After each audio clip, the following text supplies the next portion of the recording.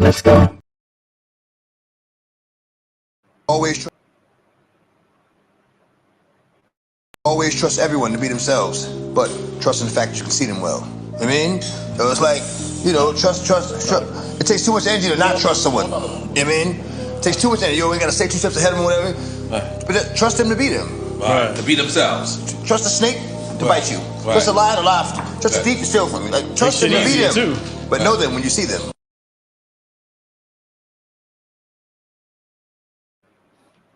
Get your copy of Fire. It's definitely a must-read. If you enjoy hood books, this one is it.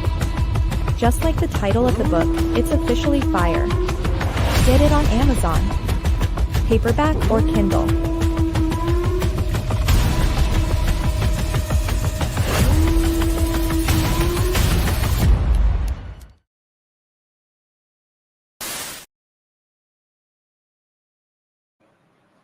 The once goal-driven, ambitious Sapphire turns to the street life after the sudden death of her big brother Dre. Dre's best friend Devontae tries to honor his homeboy's last request of looking out for his baby sister. A rebellious Sapphire makes it very difficult for Devontae to carry out his promise.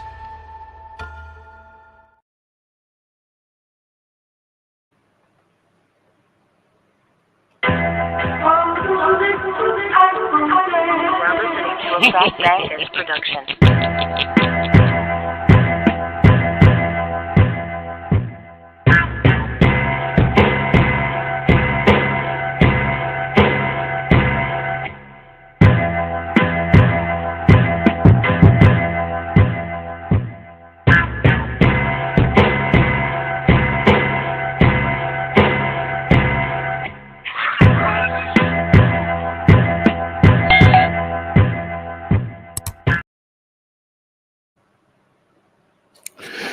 Peace.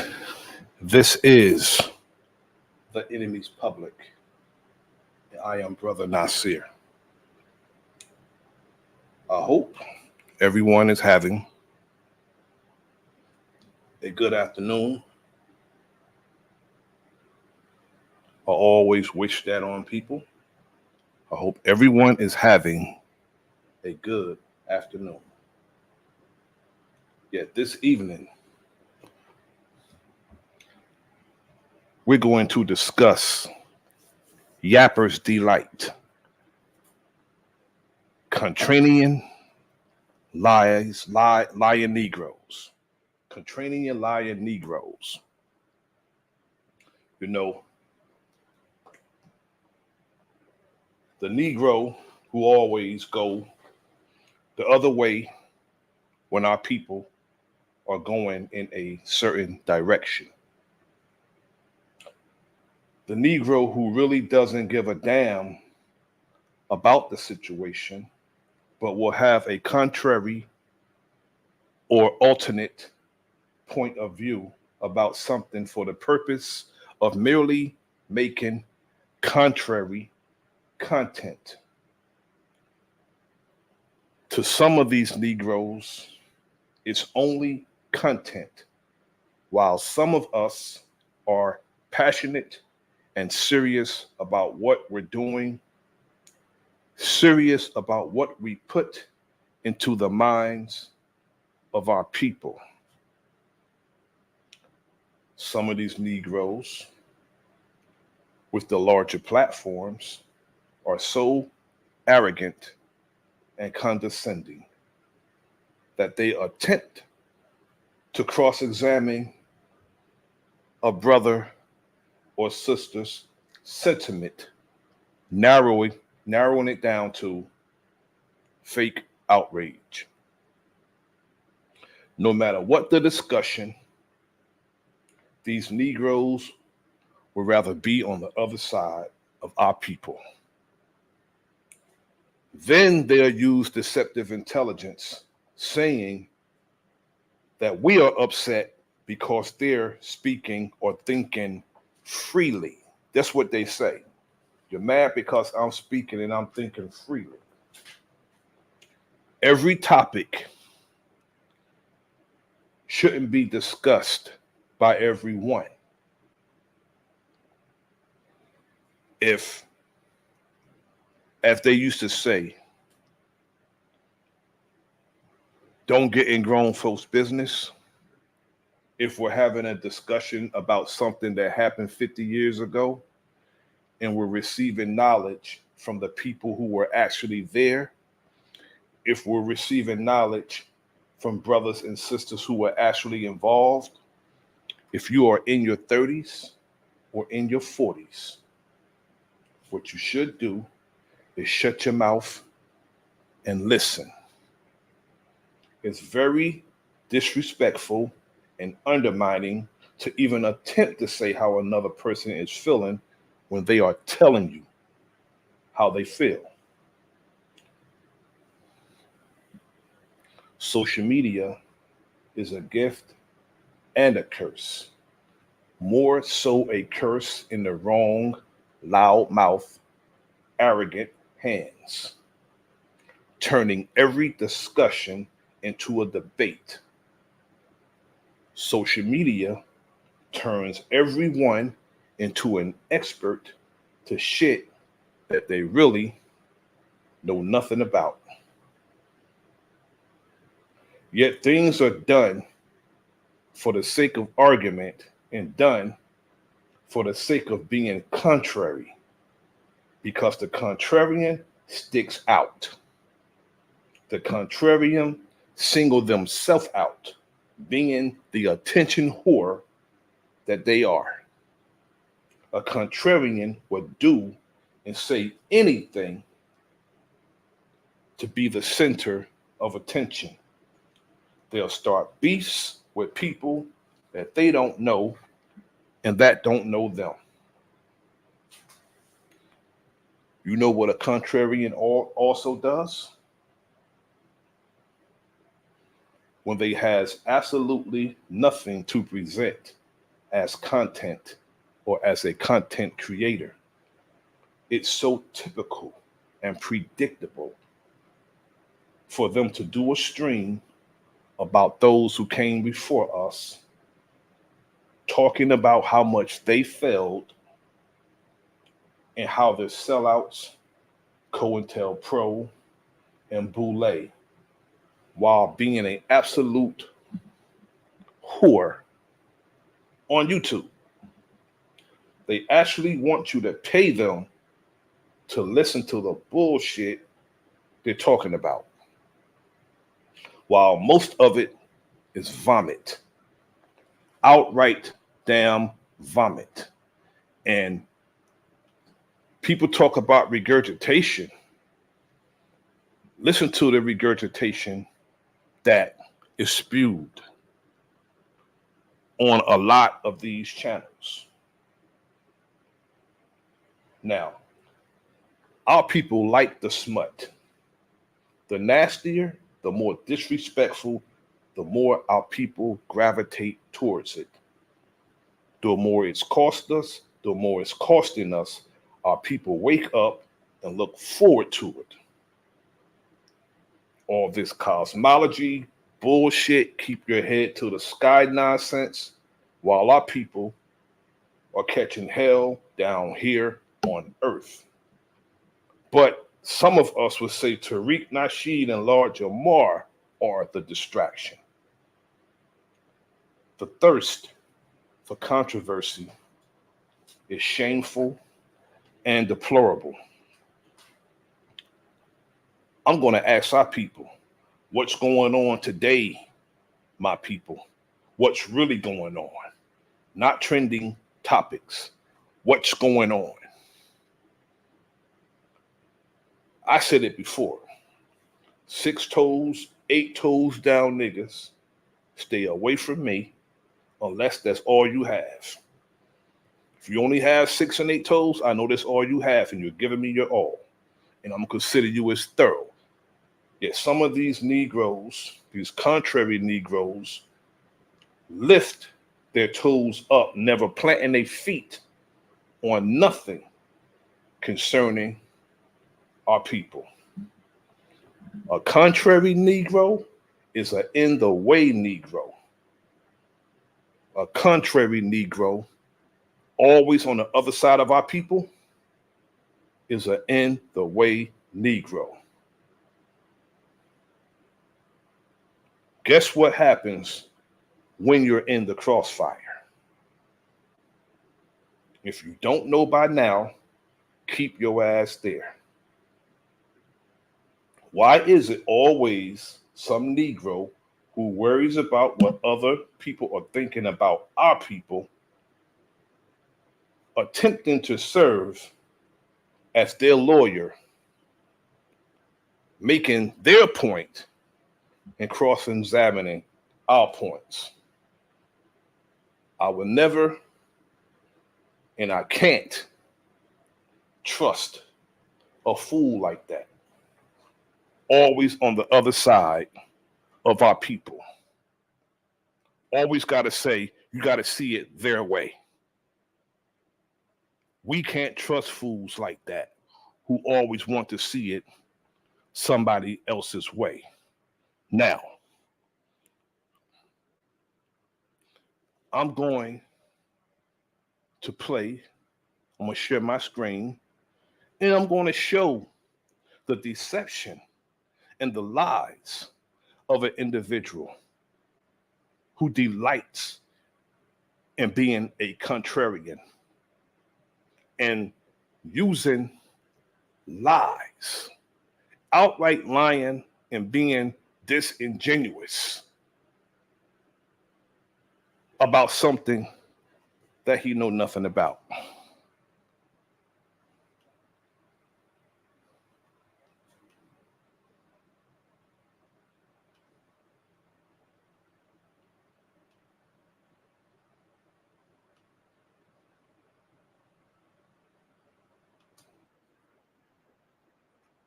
Jamar and Tariq Nasheed's fake hip-hop outrage. So what is the true agenda? Right off the bat, we already know Tariq Nasheed has a documentary out, a hip-hop documentary that he's selling to the people. And the best marketing plan when you're selling something is to get people emotional about the product that you're selling. This is lie number one. Tariq Nasheed did a documentary that is very important, because we have other people who are trying to take credit for an art form that they had no credit and no input in creating. And the documentary is important. It should be made. And he went to the source. These are not his words. He went to the source. And you cannot say nothing outside what the pioneers of the art form said. I'm older than Lord Jamar. I'm older than Fat Joe. I'm older than Busta Rhymes. I'm older than all three of them. Myself and KRS-One are the same age. And the documentary should have been made. But it's not that the documentary was made. Sanchez don't like the fact that Tariq made the documentary. Because if Lionsgate, Paramount, Orion, Warner Brothers, or any of these big companies would have made the documentary, this conversation would not have taken place. This is a very known fact when it comes to marketing. So all I want to do is point out a couple of hypocrisies today and a very very important things about what this is distracting our people from and why it's important, because we can be holding a very much so important, more beneficial conversation about the matter if the narrative wasn't dictated by a nigga's documentary being out and him trying to sell it. Now, I guess the only people, peace to Big Dog Filio G, peace, greetings to Goddess D of Love. Thanks for tapping in. I guess the only people who are supposed to sell our people things is white people, Arabs, Japanese, Koreans, and other people. I guess that's the only people who are supposed to sell our people stuff. And not only that, you have something for sale. You sell stuff too. So how are you going to say, because this man plugs his documentary that he worked on, is something wrong with that? Or it's an ulterior motive because he has a documentary that's important that should be watched by all of us. I'm going to see it if it comes to New Jersey. If not, when it comes on Blu-ray, I'll buy it like I did every other one of them. But this is a bunch of foolishness and it's hypocrisy.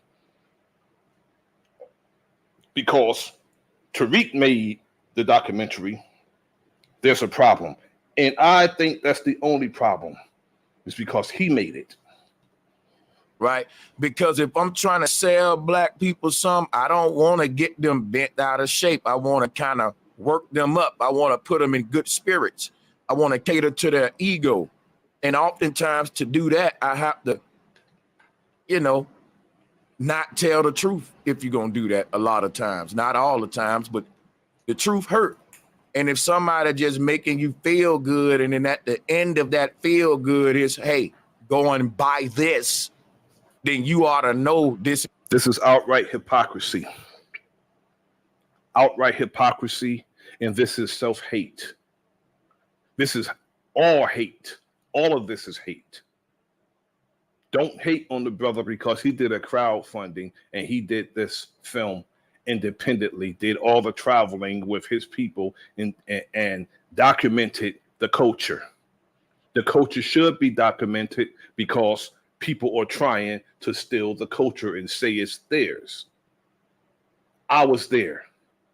I knew hip hop before it was on record. I tried to tell you when we had a brief conversation, but you'd rather do it your way and put the lies in it. This is a sales pitch and not necessarily the truth. Somebody just trying to sell something. So that's the true agenda. And I want to just expound on a couple of things that's more important than talking about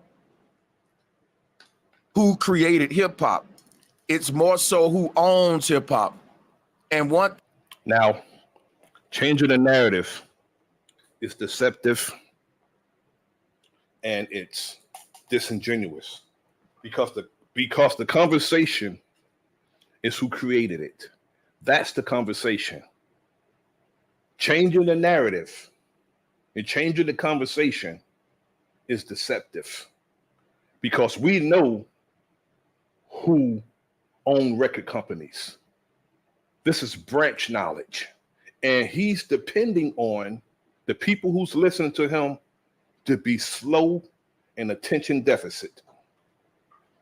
One thing I want to say to you right now, which is some facts, is that Brand Nubian, right, which is Lord Jamar's rap group, they were signed with Elektra Records, Arista Records / BMG, and they were signed with Baby Grundy. They had a 3-way deal.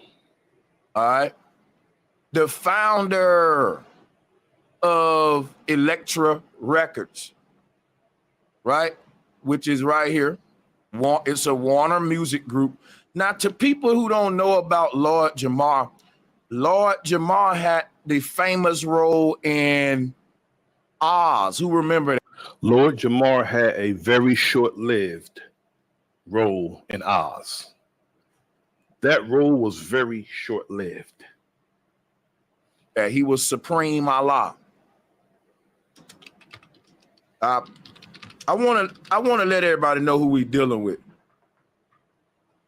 Want to let everybody know who we dealing with. See, Lord Jamar is a member of Hollywood. Lord Jamar had a cup of Lord Jamar is not a member of Hollywood. Lord Jamar went in as an actor in a very small, short-lived role on Oz. And what kind of role would you get unless you're a CO. If you're not a CO in a prison series, 9 times out of 10, you're going to be a prisoner. Questionable scenes in this movie called Oz. See, if you said questionable scenes, but you don't expound on it, you don't elaborate on the scenes, this makes it speculation. If we were in court, you would have to show proof of this, not speculate about the scenes. I don't even think you've seen it. I think you're just reading it because you didn't elaborate one time of the scene that he had in Oz. I don't know if y'all knew this. He played a prison role in this movie, and his name was Supreme Allah. The brother been around, and these white guys, for some reason, they fucks with Lord Jamar. You know what I'm saying? How do you know this? Are you going to prove this, or are you going to keep speculating? They fucks with Lord Jamar. Now, there were rumors that Lord Jamar had a questionable role in one. You see, when somebody start talking about rumors, as a man, to me, that's effeminate to start talking about rumors. Women call it spilling tea. That's what women call it. To me, as a man, as a grown-ass man, to start spreading rumors, that's very effeminate to me. In one of these movies. I don't know much about that, so I'm not gonna speak on it. The brother Oz is not a movie. It's an HBO series. Compounding that you don't know what you're talking about. is a 5%er, and we know that that is a slyway form of the Brotherhood, the Cabal. Jay-Z is a 5%. Here we go. About to go into some secret society, Illuminati bullshit. And I'm going to say this. Most of these Negroes on these platforms should have never been allowed to watch conspiracy theory films and Illuminati films because they actually think that one of us can actually join the Illuminati. You're not in the bloodline. It's a bloodline. They use people as tools, but ain't no Negro getting in the damn Illuminati. Center. We got to point this out to let you know who we dealing with concerning Lord Jamar. And also, okay, Chris, no doubt. I'm going to put the link in. So when we talking about Tariq Nasheed, right? Never forget, right? Check this out. Never forget that Tariq Nasheed was in Puff Daddy's video. Never forget that Tariq Nasheed is in Hollywood too. You got to understand the origin of narratives. The origin of narratives. You got to trace things back. We don't do a thorough research. It's deeper than hip hop. It's showing you that you guys' emotional strings can be played with. Narratives can be seeded to get you guys talking and riled up. And you're going to go and buy the documentary. And it's all your emotions. Now, this what you got to realize. Tariq Nasheed worked with Diddy and he defended Diddy. Okay. You're going to say Tariq Nasheed defended Diddy. Where's your proof? Are you going to let us hear him defend Diddy? Or you're just going to say he defended Diddy? Now, Lord Jamar was signed to Elektra Records, Baby Grundy, and Arista. This is the man that owns Elektra Records, which is what Lord Jamar was signed to. Elektra. He had a lot of people involved in his deal, like 4 different record labels. This had absolutely nothing to do with whether or not our people created the art form. Our people have had several patents and inventions stolen from us. Several. And this is one of them that they're attempting to steal from us. I guess this young brother don't get it, but he wants to go to tell us who own the record companies as if we don't already know. Everybody know that Arista and J Records and Elektra and all that is owned by Caucasian people. Everybody knows this. So this is branch knowledge. And this is a distraction. This is a distraction right here.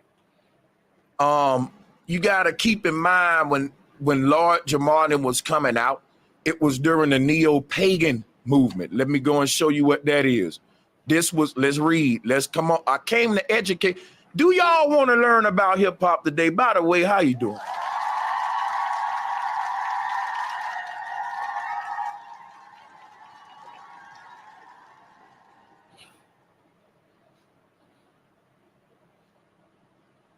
Do we want to learn about hip hop today, or do we just want to keep being in our feelings? People, listen, get out of your feelings today and just listen to the information. Now, I'm going to give information doesn't mean true. You're saying nothing about anything. You're saying facts. You're saying what you're saying are facts, and your facts are lies. Nothing that you said thus far is truth. All lies. to give you some information you need to know. Hip hop, right, came onto the scenes during the, let's go all the way back to the 50s. Now, some people gonna say, Sanchez, you going back too far. I want to make sure I give them all of their years. So you know what year to pinpoint. You're going back to the 50s because you want to set and control the narrative. And this is what makes you deceptive and disingenuous, because you know better. When you know better, you should be doing better and saying better. You want to start and put a narrative into people's heads. Come on, bro. I'd rather give them more than less. So let's say hip hop go all the way back to the 50s, right? And started to become popular in the late 60s, early 70s, and on a mainstream TV level. Now, let me explain to y'all why, though. Hip hop became popular. Peace to my brother Chris Cyphers, TSL. How you doing, good brother? High frequencies. How you doing, brother? Salute to you. Salute to the family. Salute to everybody out in the chat, brother. Now, hip hop was no industry in the 50s, the 60s. It became an industry in 1979. That's when it became an industry, but he's saying it was in the 50s. Now, Lord Jamar was born in 1968. So what is he talking about? Exactly. If you need me to stop this, brother, I'm going to play it. If you need me to stop it, just say stop and I'll stop. All right, bet. Rise in the late 60s, early 70s on a mainstream industrial level. Now, it was not on a mainstream industrial level. Even when Rappers Delight and those other groups on Sugar Hill Records came out, they were mainstream, but it wasn't a big industry because Sylvia Robinson was the only person doing it. Right. And they seen her. Go ahead, brother. It didn't become that until like what mid 80s, 90s, like the full on industry with that.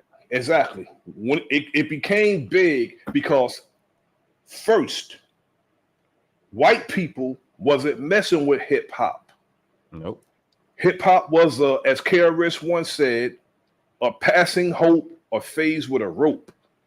That's what it is. We was wearing the gold chains, and it wasn't even a big industry because Curtis Blow at the time had the biggest deal. He was on Mercury. Sugar Hill Records wasn't really paying their artists. You can ask Melly Mel and all the artists that came from Sugar Hill. They wasn't really getting all that much money. And it was no industry. Not even in the 80s, there was no big industry as far as being, you know, people making money and people making big deals like that. No, it was kids that want to be known as the baddest damn rapper. That's what it was. Yep. Correct. It came an industry. It became more commercial or mainstream, like in the 90s after they nipped the copyright shit in the bud. Exactly. Because we that was the whole thing about sampling. Because when we started sampling, again, like brother said, they wasn't fucking with us, but we was fucking with them. Exactly. We was fucking with their music.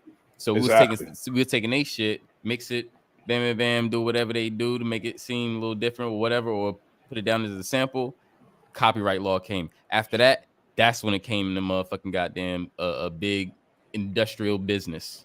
Exactly. But before that, for a while, from 79 all the way until Marley Marl, he's the first person to get sued for sample clearance. When he did Nobody Beats the Biz. The first one, and he's the one who actually started that. But before then, it was beats and rhymes. You know what I'm saying? It was beats and rhymes. It was like, and when it went to the studio, when it came off the streets and went into Sugar Hill Records, they had house band.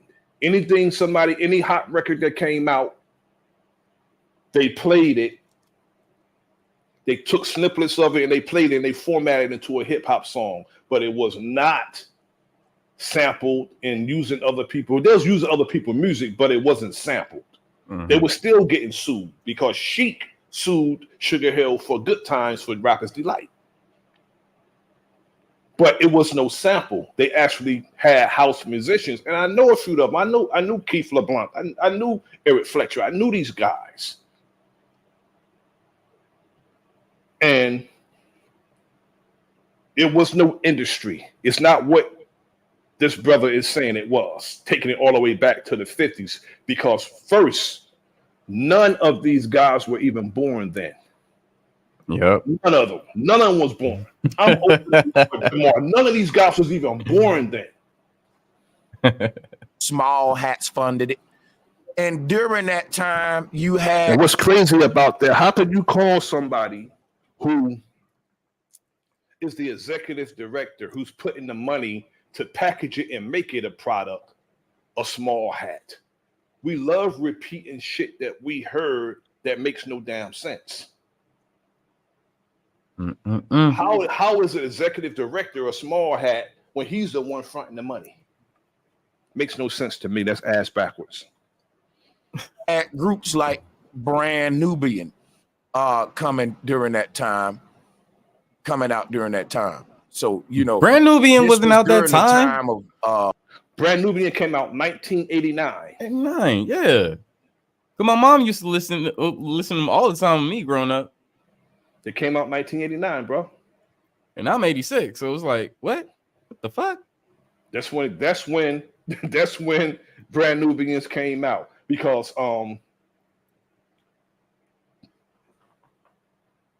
what's his name? Grand Poobah. Yeah, that's the second group he was in. He was in a group called Master of Ceremony before he was in Brand Nubian. Right. See, people need to do their research and stop looking for aha to be contrarian and look for the truth. This is just trying to be contrarian and to stand out, because the controversy, the thirst for controversy is just it's deplorable to me, bro. Right. Brand Nubian and all them, like the let me go back here, and I'm an 80s baby. Jamar's a 70s baby. Right? So right here, between the 50s and 70s. So this is the label that Jamar was signed with, Elektra Records. He's showing the history of the record label, and he's saying that Lord Jamar, and they didn't even do hip hop.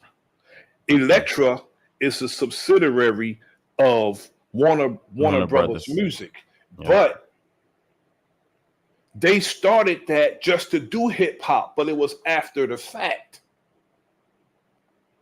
You know, Warner Brothers Music was founded in 1950, but they didn't have no hip hop. They all have like an urban section of their later on, not at first. But hip hop was not on record for a long time.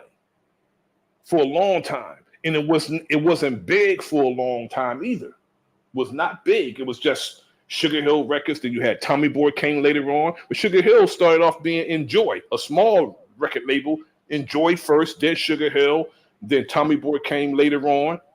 And Curtis Blow had Mercury, and all. Def Jam didn't come to probably like 85.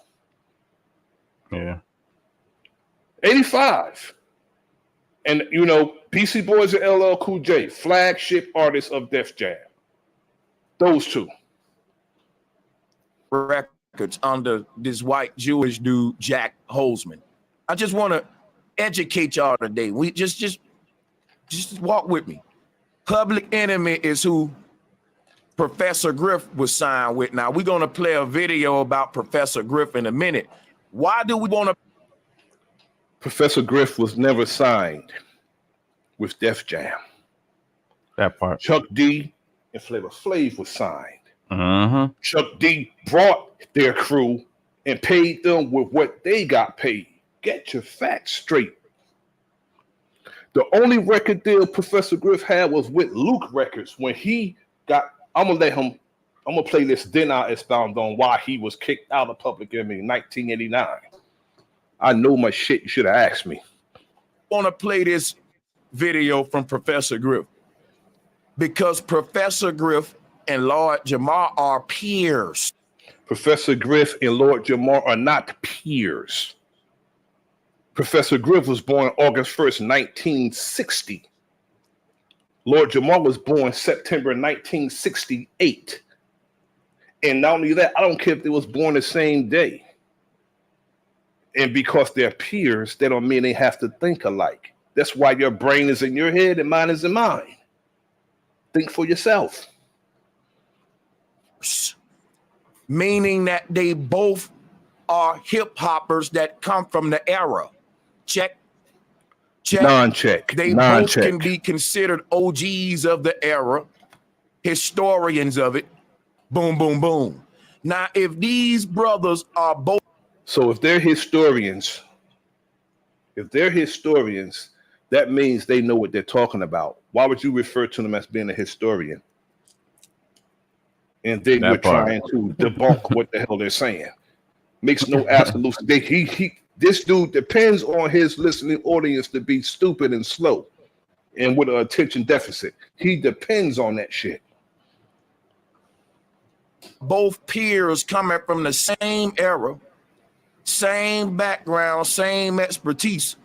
How can they be so different in their conclusion on hip hop? Listen to me, people. That don't make sense. That don't make sense. Both of them was around during the golden age. Both of them participated. They were signed during the golden age with hits out. They were relevant groups during the time. How do you two now be so opposing on this topic of? Peace to my brother, my Jersey brethren, Warfare K. Peace to my brother, Equator 7. Thanks for tapping in. Thanks for coming through. Salute, War. Who helped create it? Because one got an agenda and one don't. That's just the truth. Now, I don't agree with everything Professor Griff's saying here. I just want to show you how these two people. Professor Griff is my big brother, but I don't agree with everything he says either. He said that hip hop has African ties. I disagree with that.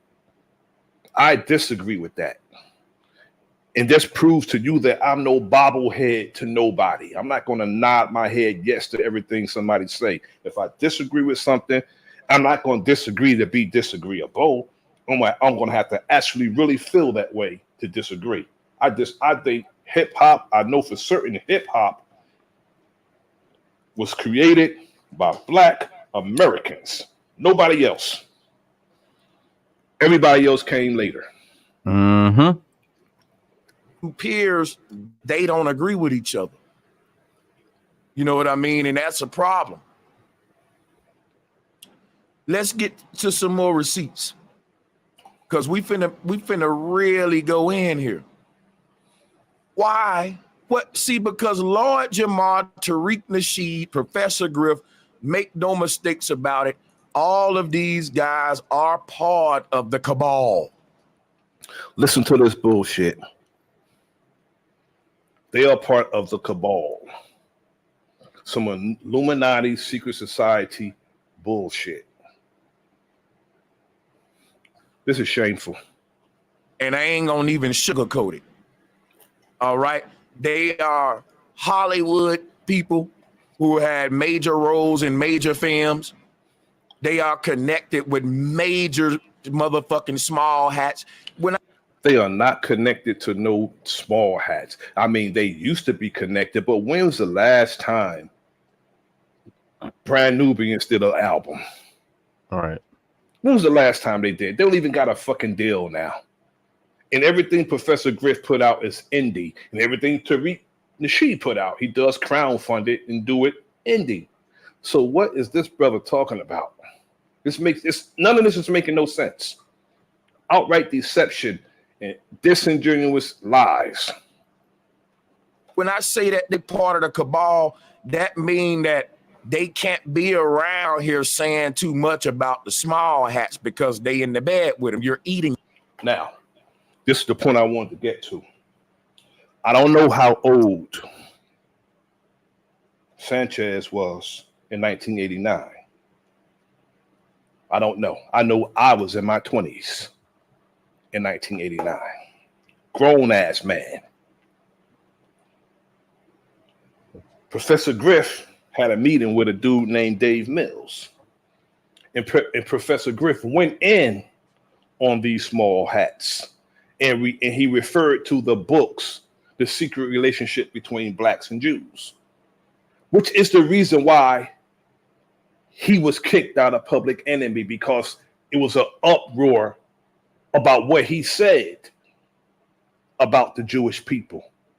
So they're talking about the small hats thing. The brother got kicked out of suspended from a fucking rap group for speaking how he felt.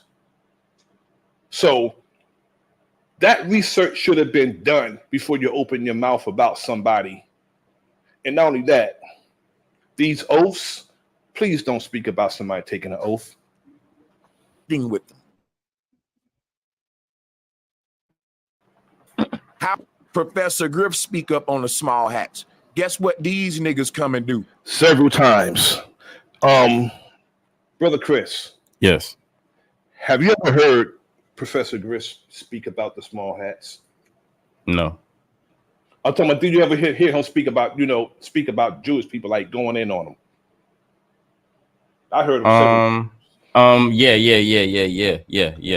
I heard him speak about them several times. Back when him and I forgot the girl he was with when they did they podcast some years ago. You're talking about Zaza Ali. Peace to my brother Sir Drop. Yeah, when they had that podcast, they was going in on the Jews. My brother Sir Drop. Welcome. Salute, peace Drop. to you, brother. Do a mic check. Yeah, but all lies, straight up lies and deceit. And he's doing this knowingly. This is no mistake. He's doing this knowing better. Being a distraction, being a contrarian. That's what he's doing. He's being a contrarian. And, you know, like I said earlier in the stream, the contrarian put themselves on blast, want to be the center of attention as being the one who's not rocking with what everybody else is rocking with. That's a contrarian person. And they do it just to be that. Not that they disagree. He may disagree. I'm not going to undermine his thinking, but you're lying. You shouldn't lie. I'm not going to lie on nobody, even if I don't like them. What I say about you is going to be the truth if I don't like you. Mm-hmm. white people, white people, white people. Which kind of white people? See, they all came in here to selling you black, which is a social status that's keeping our people down and not knowing who we are. See, we're so telling our people that we're something else, and we're not united as a people, and all we do is argue those points all day, every goddamn day. It's that, and not only that, I would rather have power as a people than to have power based on some bullshit ass ideology. But ideology ain't shit. We already know that it's a social status. Again, coming with the branch knowledge. We're not black people. We have a nationality. And this is paper genocide. See, they gave us this title as black people. So if we decide who we are, we stand on that, is that going to stop our enemy from doing what they do to us? I don't care what we call ourselves. If we don't exercise no power, we're going to be disrespected as that too. Okay, what you call yourself. You could be indigenous, aboriginal, you can be whatever you want to call yourself. If you're not exercising no power, they're going to disrespect you. The only thing a powerful person respects is more power. And they'll respect your power if you have it. I mean, all you gotta do is go on YouTube and type in Lord Jamal talks about Jews, and you'll see a whole group of fucking videos going on Vlad and Jews getting reparations and all this other bullshit. Like, come on, man, stop playing. People through social and cultural movements like hip hop and music, like I'm black and I'm proud.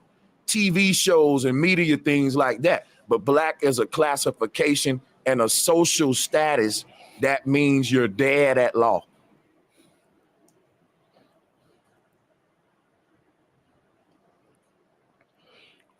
So listen to me. You can't sell black people the black social status without selling poor whites the white one. You know, I say it like this. What's in a damn name? If you're not doing nothing collectively, why do we have so many thinkers that do nothing collectively? I answer that question. I'm glad y'all asked. Because they don't know how to think. They don't know how to think collectively, and you always have somebody who wants to be the fucking standout among us. That's the problem. That's our main problem. Hey, check this out. They always wanted to be what? That nigga. Exactly. Over everybody, bro. Over everybody. No matter what we do, it's always somebody who wants to stand out among us and be that standout. I'm cool. You can't have one without the other. So while they was making you be proud of being black, it was by law of polarity making the so-called white people embrace their fake ass social status, which ain't their identity either. Everybody, as fake as their identity is, so therefore you're gonna make my point with this.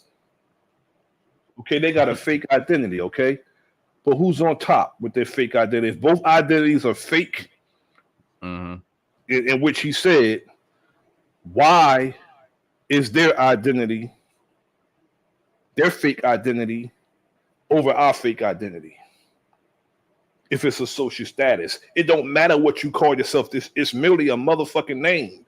You could come up with no matter what name you call yourself. If you change your dynamic and you change your condition, it don't matter what you call yourself. But niggas want to argue that all day and every day. I'm going to tell you who the copper-colored people is.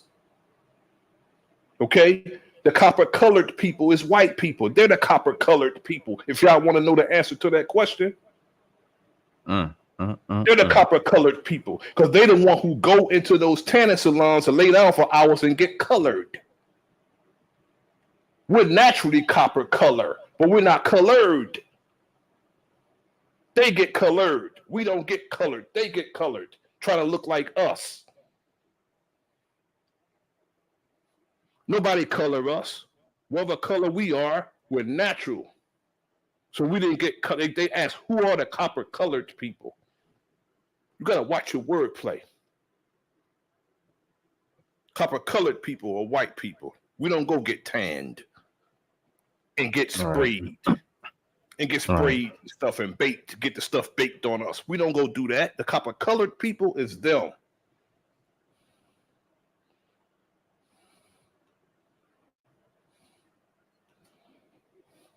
I didn't know that. What kind of white people are you?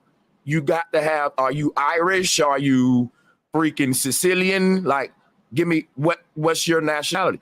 So just like you got black people with no nationality, you got some poor whites who don't know who the hell they are. So why would that concern us being on the bottom rail? Why would that, as far as a status, why would we be concerned about anybody besides our own people? I can't stand when somebody worried about what other people think about us. We got to see it their way. No, we don't. We don't have to see shit nobody way. It's supposed to be self-preservation. When I say the first law of nature is self-preservation, I mean myself first, but I mean us as a people too. Right. I'm not worried about nobody else but mine. Neither. You got people that's lost that law with no fucking status. They got these bogus classifications. It's paper genocide. And what sold these ideologies to us was the neo-pagan movement. Let's read. Modern paganism in the United States is represented by widely different movements and organizations. This nigga using Wiki now? For example, the 5% Nation, the Moorish Science Temple, this nigga using Wikipedia. Hebrew Israelite schools of universal practical knowledge, the Zulu nations, your Pan-Africans, your black nationalists. People, there's so many groups, your Freemasons, the Boule, right? Your sororities, your fraternities. So modern paganism in the United States is represented by widely different movements and organizations. The largest modern pagan, also known as neo-pagan religious movement, is Wicca, followed by Neo-Druidism. Both of these religions or spiritual paths were introduced when? During the 1950s. Now, what does this have to do with the origins of who created hip hop? And he's going to talk about a distraction in doing all this, talking about modern paganism in the United States. I don't see nothing about hip hop. I'm reading this right now. I don't see anything about hip hop on this goddamn page. I don't even where he see 1950 on this page. He said both of these religious and spiritual paths were introduced during the 1950s and 60s, but it has nothing to do with us. Oh, absolutely nothing to do with us. I see it. Nothing to do with us. Nothing. Yeah. Hold that thought, because I'm going to show you something. These ideologies were introduced during the 1950s and 1960s from Great Britain. Germanic neo-paganism and Kemetism. Oh my God. Now y'all see where I'm going with this? What are we talking about with the symbolisms that was prevalent in early hip-hop? Let's read. It says that Germanic neo-paganism and Kemeticism appeared in the U.S. when? In the early 1970s. That was when hip-hop became popular, and hip-hop did not become popular in the early 1970s. Hip-hop, it came, it was formed in, they say, in 73. I don't even rock with that narrative anyway. There wasn't even a pop. There wasn't even a pop genre at that time, because hip-hop became popular, and then that's what made that genre pop. It's popular music. Exactly. What do you mean? But as far as hip hop being a genre of music, it didn't become a genre of music until it was recorded and put out on the streets. you know, in mainstream media, on the radio, TV. They wouldn't play. Let me tell you, bro. It was a long time before, with the exception of Ralph McDaniels of Video and Music Box, he was the only one doing hip hop on TV. And you had to turn, it wasn't no regular channel, it was one of them damn U channels. The UHF channels. It was no regular channel we was watching on Video and Music Box on. We ain't even had that many channels at the time. Exactly. It was, you know, you had, wasn't no cable at that time. Right. And also, MTV wouldn't play hip hop. Yeah. MTV didn't even come. All that shit didn't even come a thing until like what, late 90s. Because when MTV started playing hip hop when Run DMC did the song with Aerosmith, "Walk This Way." Then they started playing hip hop. Run DMC broke that damn door down. Yeah, I'm just saying because I was around the time where TV only had 3 fucking channels. Indeed. Even one channel. Peace to my brother Dre Cobbs. Exactly. Channel, you know, two channels. We had channel 2, we had 4, 5, 9, 11, and 13. And then if you wanted to get those other channels, you had to turn your TV on you. Then you'll be able to get Video Music Box. If you move your antenna, lift your leg, and pat yourself on your head and shit. That's all you had to do all that to get on Video Music Box back then. Yeah. Unless you got the black cable box. You got a black cable box, you was cool. Exactly.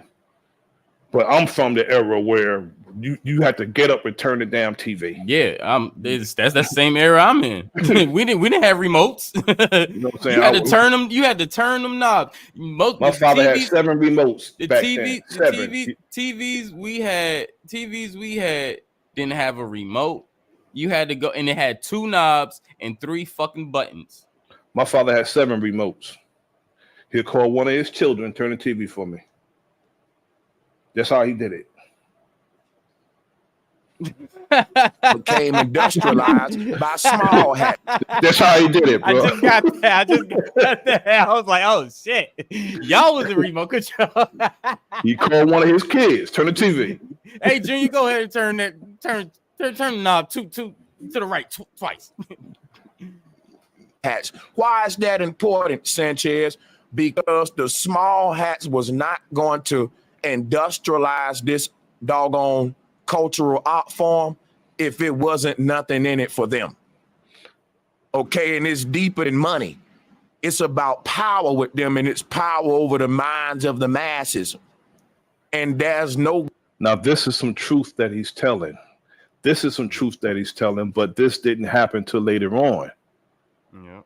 When white young people in particular, started being the main people listen to hip hop, and these hip hop artists started having the minds of their children. That's when the prison industrial complex met with the record label in 1989. There's a lot went on in 1989. A lot. That was a crazy year, 1989, when it came to hip hop. Greater tool to do that than music. Think in terms of sound, cymatics, a wise man once said.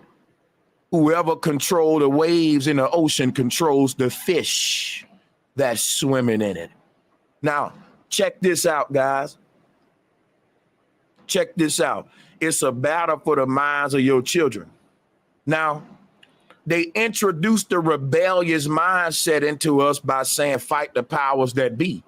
But this... Now, why this has to be, why this have to be a bad thing to fight the powers that be? The way it's presented is as if it's something that we shouldn't be doing. Meanwhile, other people are forming militias in the event that the government become tyrannical.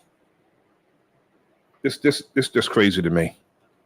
This subconsciously made later generations start going against their mamas and daddies.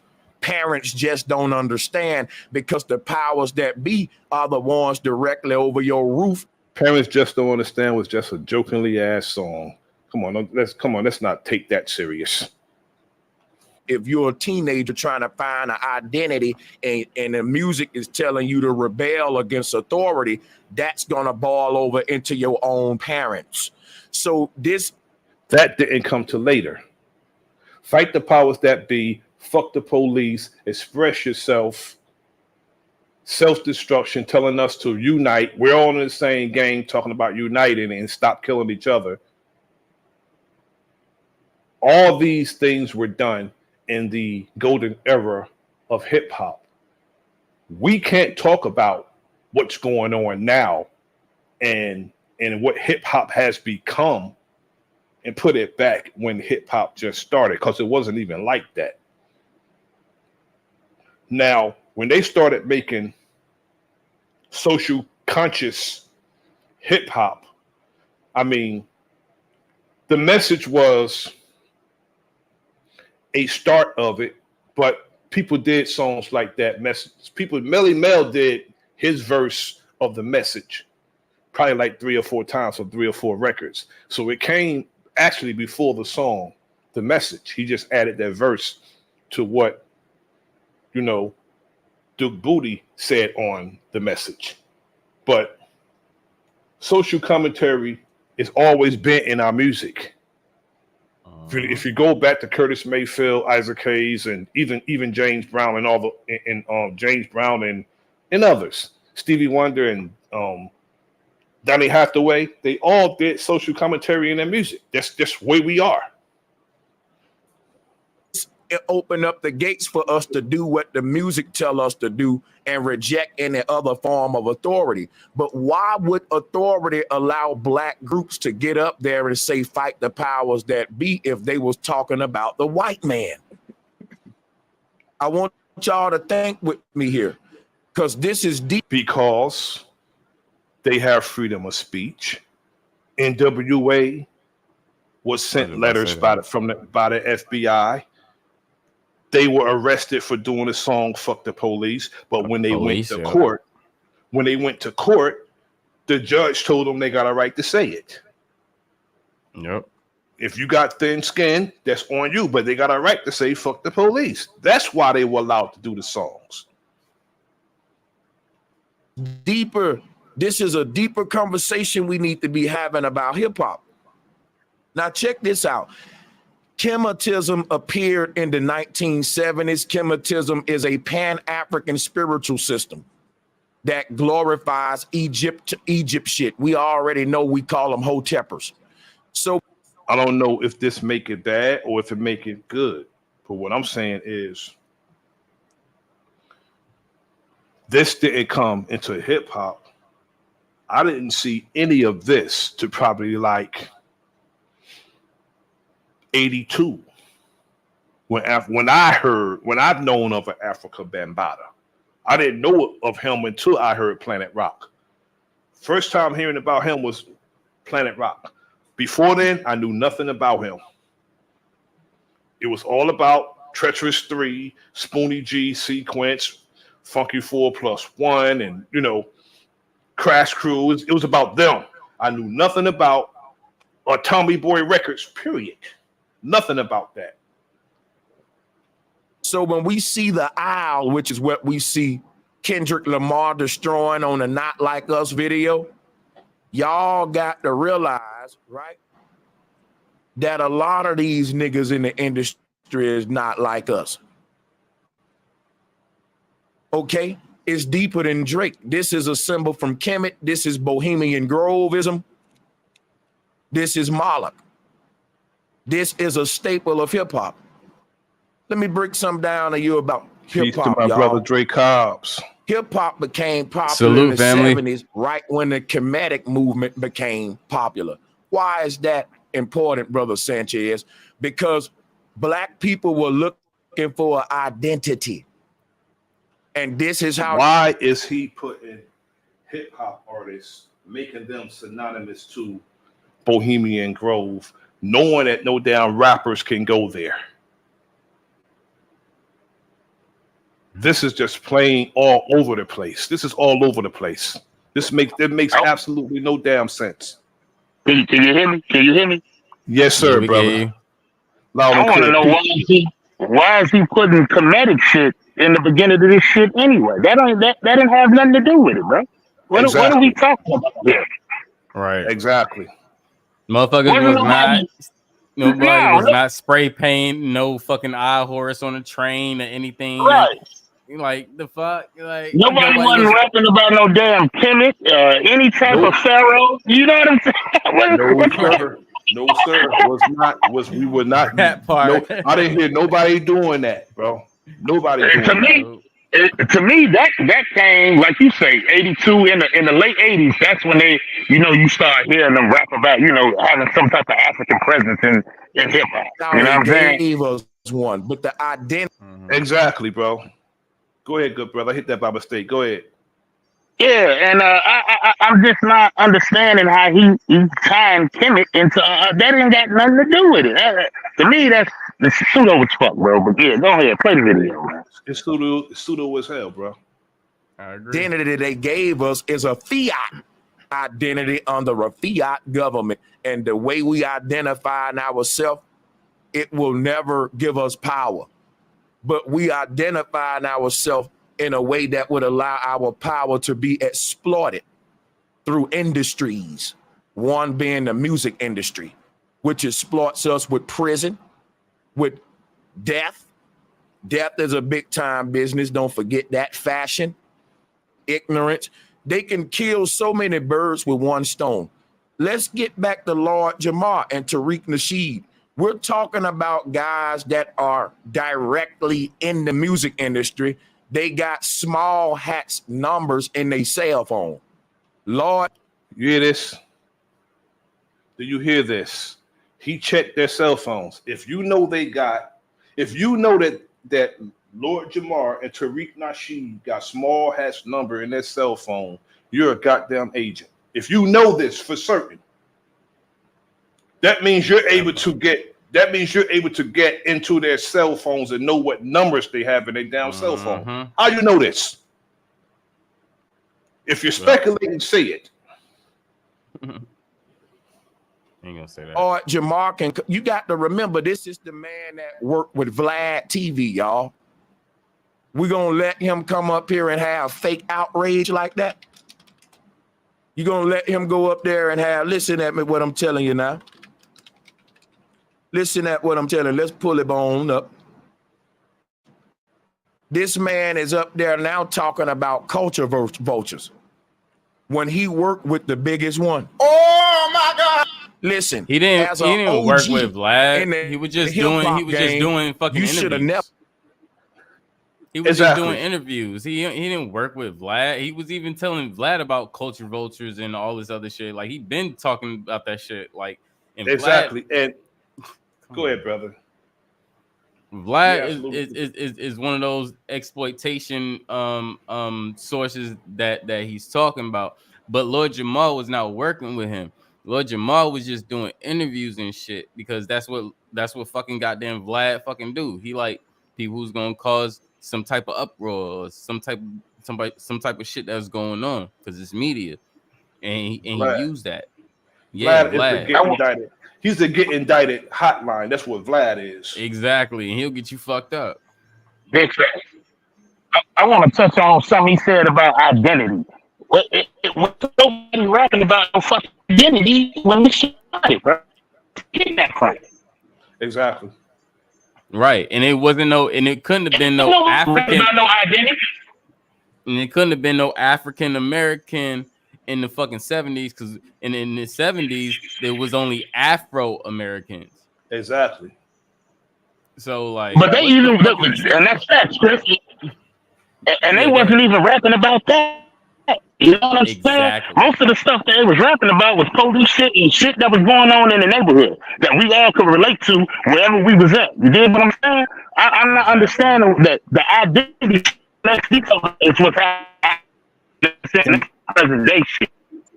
In the beginning of hip hop, it was about the party.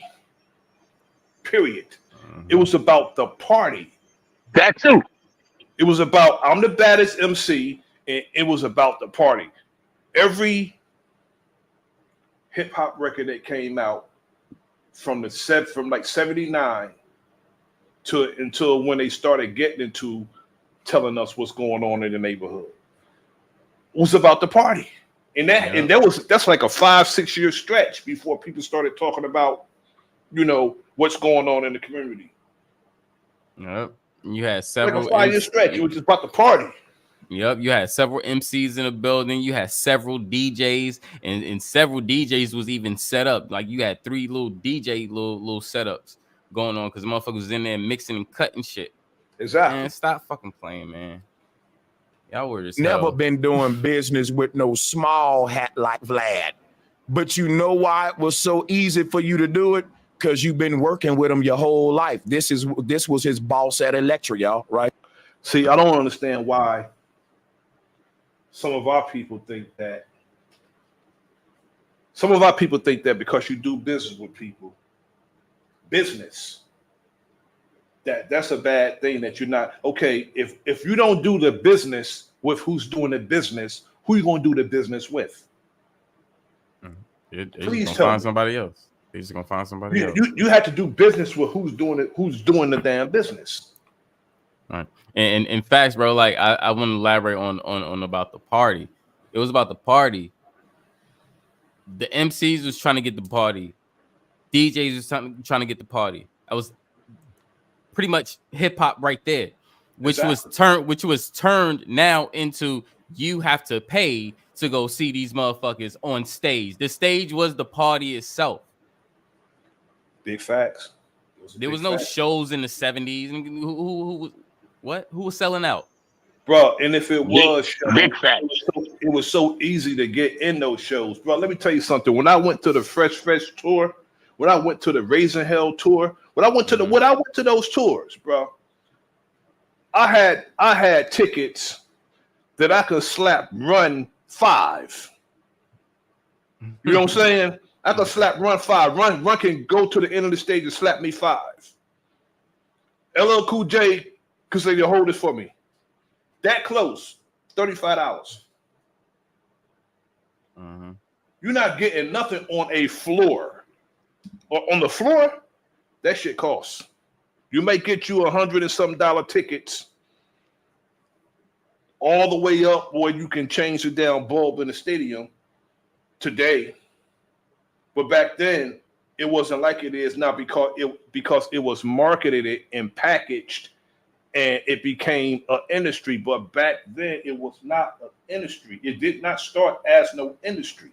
Hip hop was not. White people wasn't fucking with hip hop at first. Hispanics and Jamaicans wasn't either. It was not. And because Tariq made a documentary that's important. And I know for a fact that if this man right here that he got on his screen would have made the documentary, he wouldn't have no problem with it. Sanchez would have no problem with that. He got a problem that Tariq made it. His own brother. Right here. See what I'm saying? Like and share the video, man. Like and share the video. So check this out, right? The man is heavily embedded into Hollywood culture. Tariq Nasheed is directly involved with Puff Daddy. If y'all think that these dudes is... Why is he lying like this? Why is he lying like this? Oh, I don't remember the last time. I can't remember the last time that Lord Jamar was on TV. So how is he in Hollywood? And everything Lord Jamar has done for the past 20 years was independent. And he's always been on the East Coast. He's not out here. You know what I'm saying? Independent. And what Tariq Nasheed does is independent. So how is he in Hollywood? You don't see no names but his in the credits and those who helped him. But it's not no big hats. He don't have no big production as far as like Lionsgate, Warner Brothers, Paramount. Those people not affiliated with nothing that he do. It's outright lies.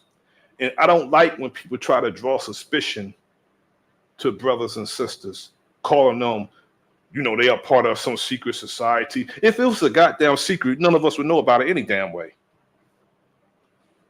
Selling y'all this narrative because they give a fuck you playing with yourself. The man just trying to sell his doggone documentary. And I just don't like to see y'all feelings and emotions get played on like that, especially when there's misinformation involved too. So check this out. It's such a hypocrisy. So he said it's misinformation involved. Did he go and see the film? That's the question. If you're going to say misinformation is involved, you should have elaborated what was said on the film. And not only that, what can you say against the people he interviewed who was there in the beginning? What can you say against Coke LaRock?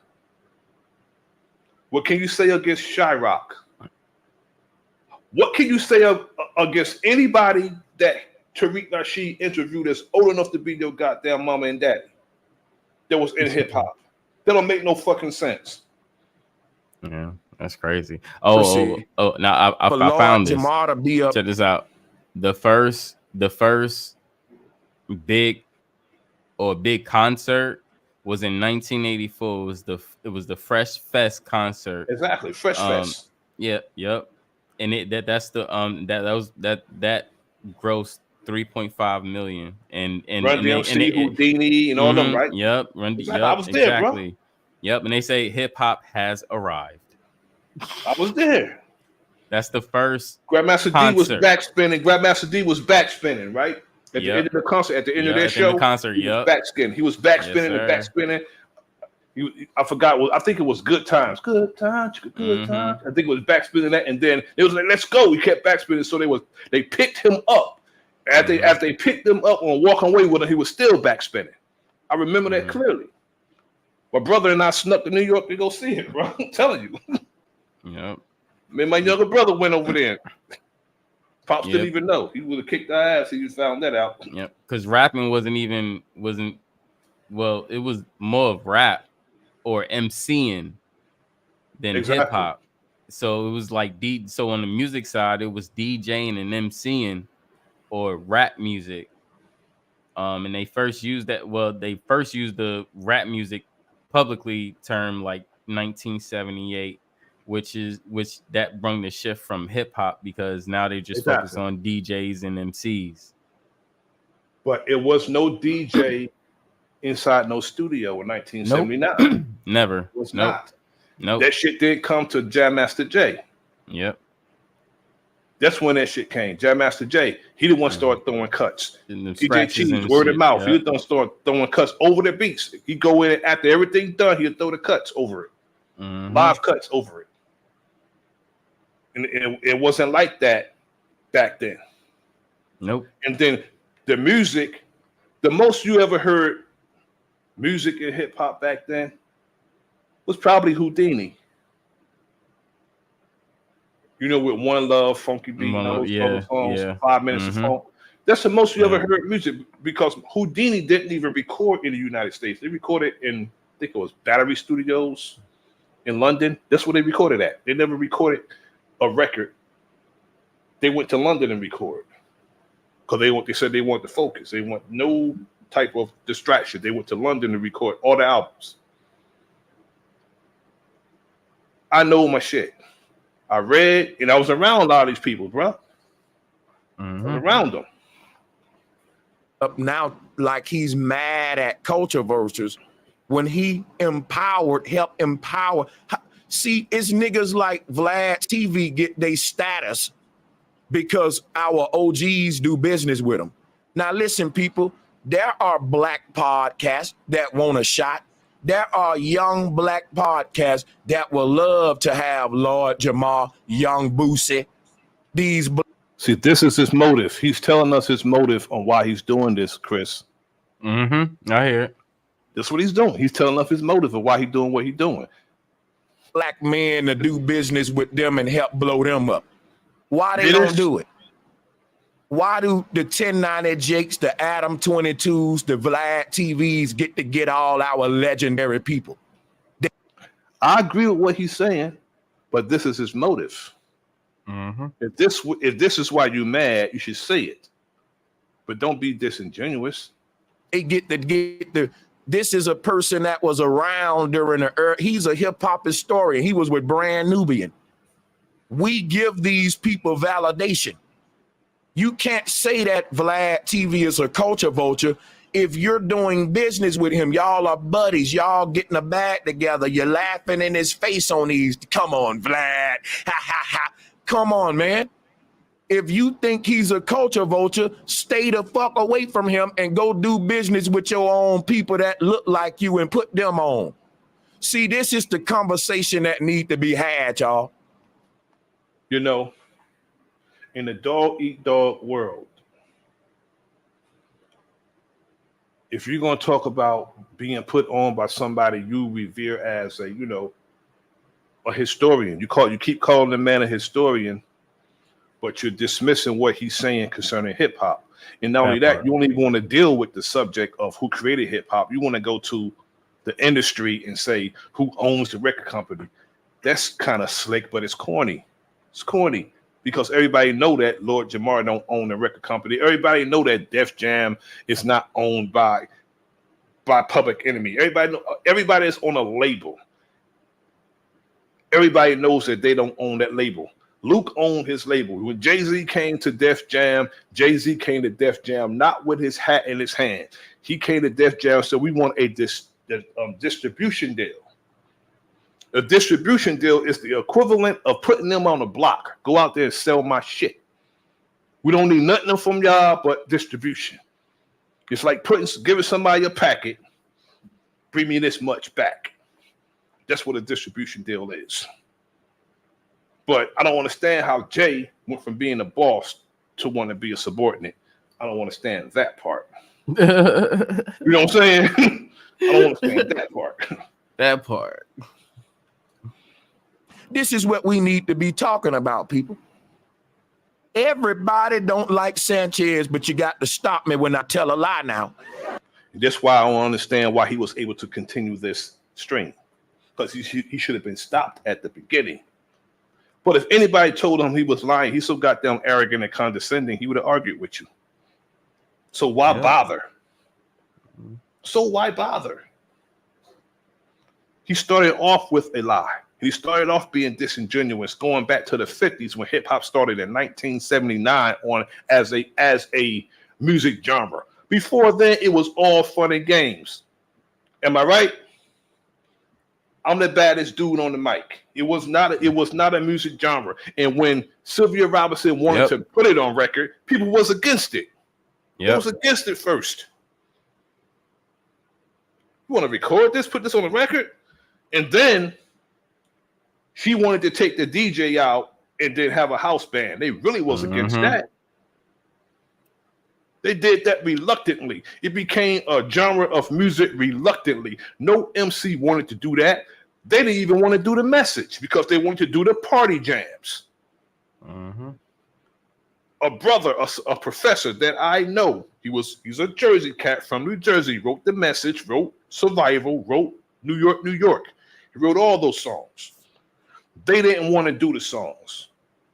Only one she could convince to do the songs was Melly Mel. That's it. Everybody else didn't want to do it.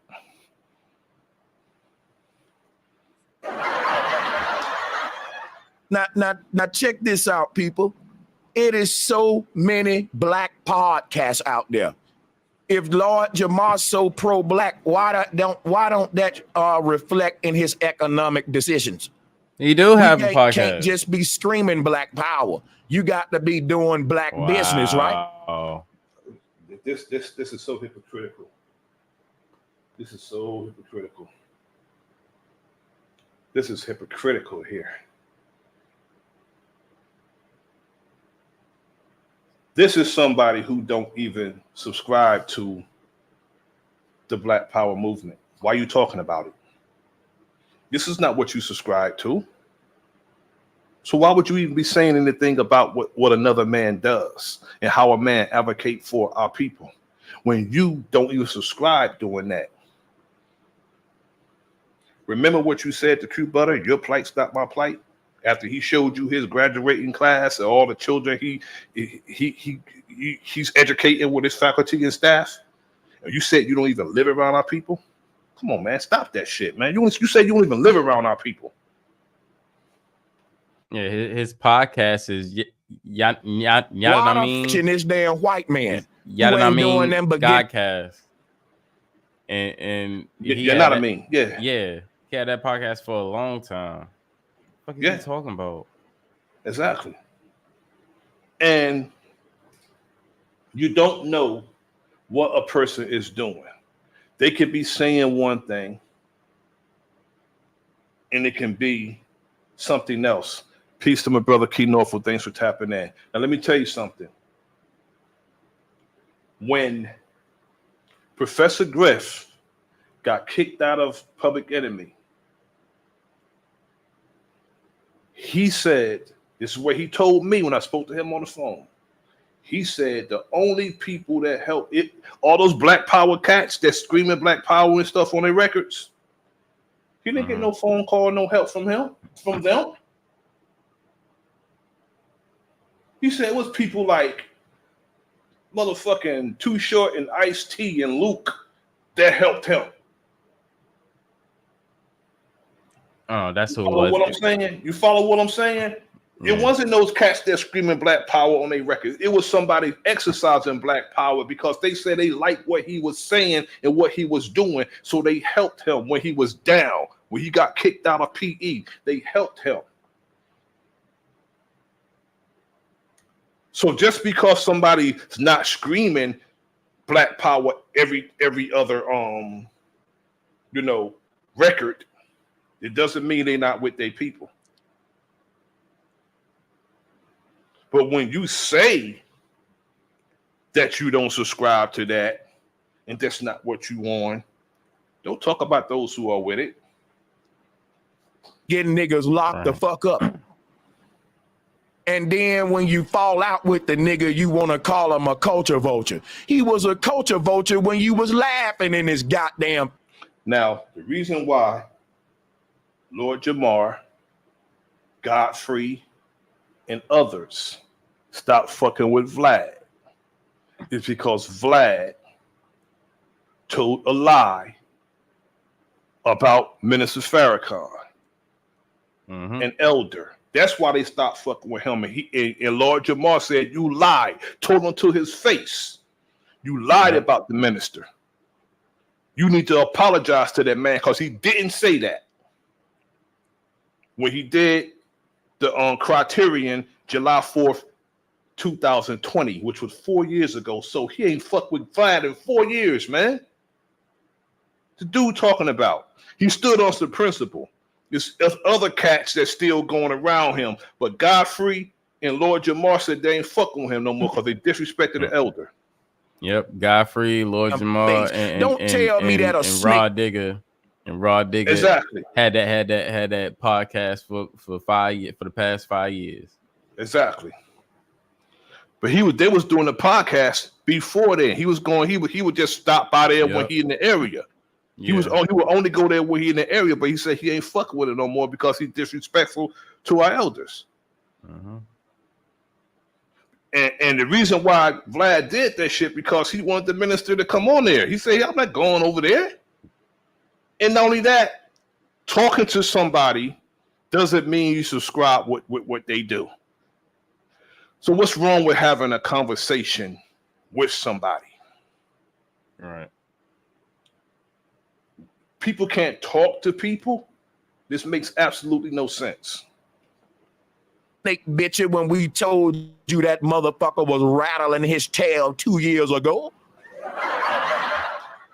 Oh, that snake bit me, man. We told you that nigga was a snake. Hey, look at man. We don't want to hear that, man. Let me tell you something. Lord Jamar don't need us to tell him shit. I think he's a grown man. It's a grown man who got knowledge himself and know who the fucking devil is, man. He don't need us to tell him shit. We told you 2 years ago, and it's been 4 years since the man fucked with him. Your math is not adding, and your truth is lies. Math is not mathing. Your people been telling you that Vlad TV was a shiesty white man. Black people been saying that, but you still over there doing business with them. And when they do something to Boosie, to cross Boosie, we don't want to hear that he's a culture vulture and all that, man. Keep that same. Y'all laughing Boosie in keep his going face, over there man, too. all the time. This is Boosie go over there, Boosie and go over there too. sometimes Linnell be actually doing the interviewing. The comedian Linnell. I mean, I don't understand the gravitational pull that Vlad have over some of our people. I certainly wouldn't want to talk to nobody like him. That part. I wouldn't want to talk to nobody like him. He's just not my style, you know. He's paying them. He's paying them for interviews. And only that, you know, they're doing interviews, and if they want to go over there, I don't see nothing wrong with having a conversation with somebody. Right, and getting a check at the same time. And getting a check at the same time just for having a damn conversation. But they stood on principle saying, no, I can't fuck with you because you disrespected the elder. That right there is cool to me. Because some cats, you got cats after hearing him disrespect the elder still going on there. You should be talking about them, not Lord Jamal. Because at first, when I was seeing Lord Jamal over there, I was questioning Lord Jamal, but I had to at least watch the interviews to see what was going on, and I watched the interviews. So when I watched the interviews, I'm just like, oh, he know what the fuck going on. He cool. He probably just getting checked. All right, cool. And he checks him when he out of pocket. He do. He damn sure do that. He check him when he out of pocket every time. He damn sure do that. You don't just let him blurt out no dumb shit and don't check it. He don't do that. Nah. This is y'all buddy. When that snake bites your ass, you can't come playing this pro-black shit, but y'all let them do it every time. You let them see how you think platforms like No Jumper and niggas like Adam 22 get validation. Because they got the OGs and the big gangsters. Like I said, if this is what you mad about, you should say it. You mad? But look, he mad at podcasters now because they got a link to the OGs in the hood, and they getting the OGs to come through and do an interview. Are you mad at reporting? Exactly. That's not hip hop. I thought we were talking about hip hop. Exactly. We're talking. You're talking about. With the conversation has been who created hip hop. Lord Jamar could have the worst credibility. He don't, but I'm saying for the sake of argument, he could have the worst credibility. It still doesn't negate the fact that we created the art form, and he's trying to gatekeep it so our legacy won't get stolen and somebody else starts saying that they created it. That's what he's trying to do, and that's why Tariq Nasheed did the documentary. The documentary, I want to see it. If it coming anywhere near me, I'm going to see it, but it's not out here yet. And when he do put it on a able to buy it, when he avail it, I'm getting it. We shouldn't have a problem with our brother selling us something. Other people's not supposed to be the only people that sell us shit. That part. Especially when you have things to sell too, Sanchez. You sell shit. You selling calendars and shit, man. You selling gear and merch. You have merch too. You ain't making that merch. You're not producing that merch so you can sit in your goddamn wherever you put it. That part. So stop talking about this man having something to sell when you do too. That makes no sense. Gangsters and the 60s and the Hoovers coming through the show. Come on, man. That's giving them street validation. That's giving them credibility just by them being in the presence of real gangsters, real pimps. Y'all, how do all of y'all real niggas end up around these motherfucking goofball culture vulture tethers? Let me tell you something.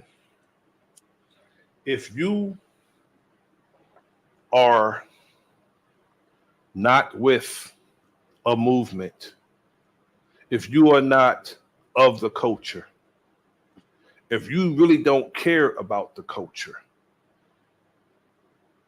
and you are frequent with a person and you're doing stuff for the sake of content, you are a culture vulture too. Culture vultures are not only white. Say that again for the people in the back. Culture vultures are not only white. They're not. Yeah. There's some niggas that's culture vultures too. Don't give a damn about the culture. And most so-called hip-hop artists today is a fucking culture vulture. They don't care about the culture. It's a bag. Yep. Your main rappers that's in the bitch right now is a culture vulture because they just eating off y'all motherfuckers that's putting them in that position. It's not they don't care nothing about no damn culture. How you think Drake motherfucking got where he at? Now y'all niggas industry plant. Now y'all putting up sexy reds and shit. Industry plant, bro. Drake's an industry plant. Oh yeah, I know, but what I'm saying is, even if he was planted, the community put him up there. Exactly. They validated him. Yeah. And this dude say that Lord Jamar is not like us. Nah, bro, I beg to differ. Yeah, I beg to differ. I beg to differ, bro. You ain't gonna tell me because he went on because he won't come to your motherfucking platform. He go to others that he's not like us. Nah, bro. Because I don't know him personal, but I see him stand on principles. And he ain't no contrarian. Wherever our people on, wherever direction our people going, he goes. I ain't no contrarian ass nigga. If I disagree with you, I disagree because I disagree. You know what I'm saying? Contrary. I ain't on no motherfucking contrary ass nigga, man. But cats won't plant their feet down on behalf of our people for nothing, bro. They always want to be this nigga, y'all. Let's see it this way. Nah, I'm saying it my people way because my people need to get theirs. That's it. What we say, brother, we don't want no 6 or 8 toes down niggas, man. We don't want that. Nah, you gotta be 10. Motherfuckers lifting their toes and won't plant their feet on shit, bro. Niggas ballerina and the motherfucking goddamn platform talking something. They standing on business. Nah, you ain't standing on business, nigga. You standing on one foot. A matter of fact, you standing on a few toes, nigga. Fuck out of here. Exactly.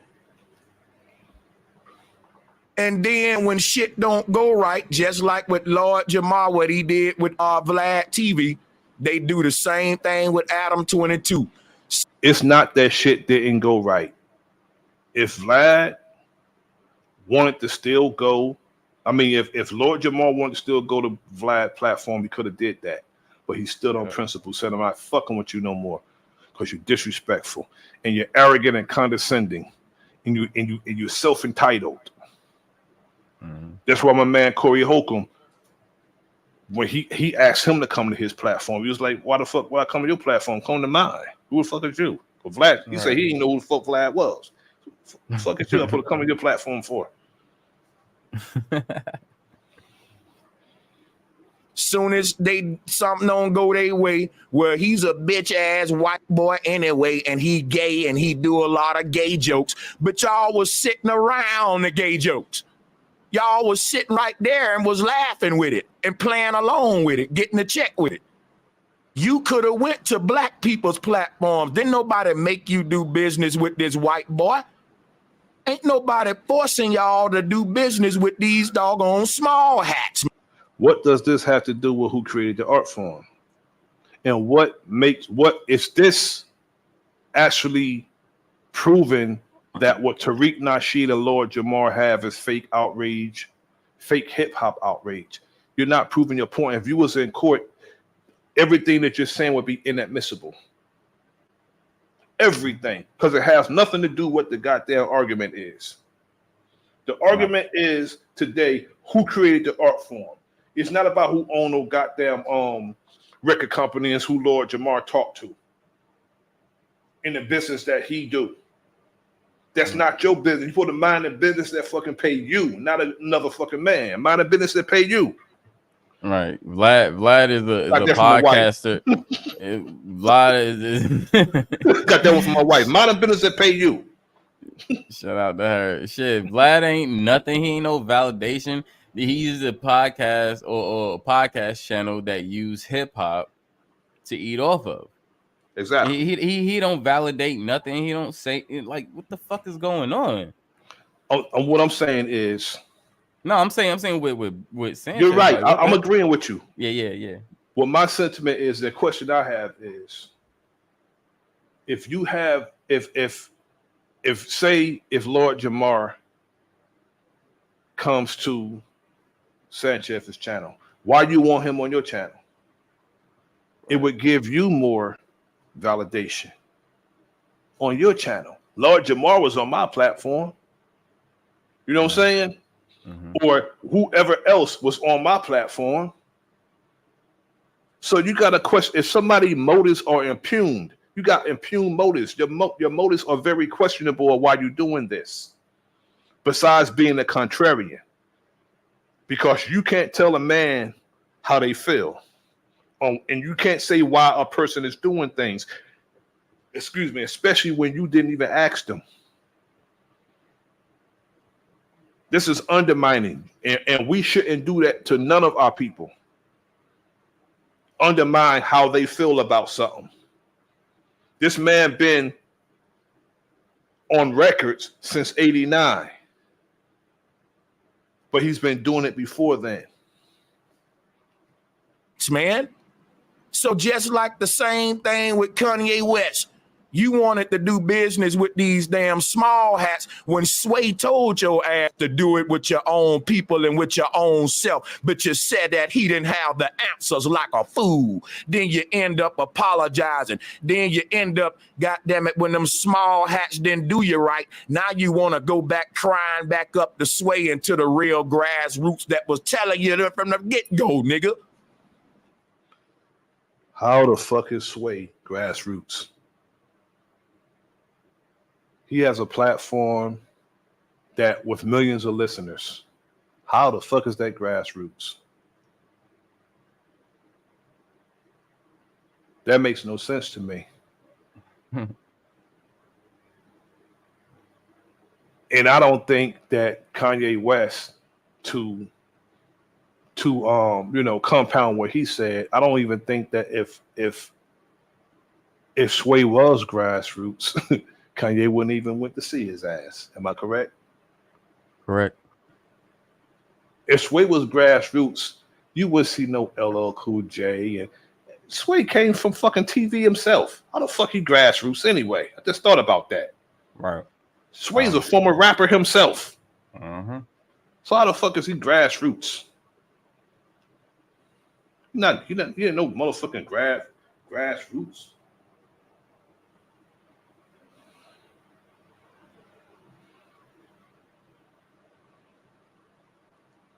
Hold on for a second. All right. Because I had to put a banner up because I don't know who the big bad wolf is. I don't know who that is. Let me check the private chat real quick. I don't know who that is. Oh, I don't know who that is either. Some knock.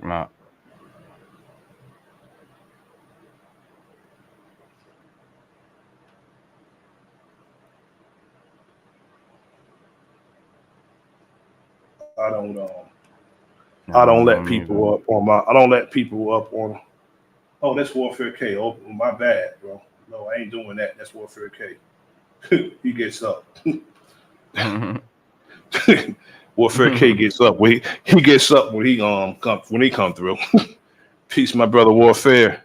Peace.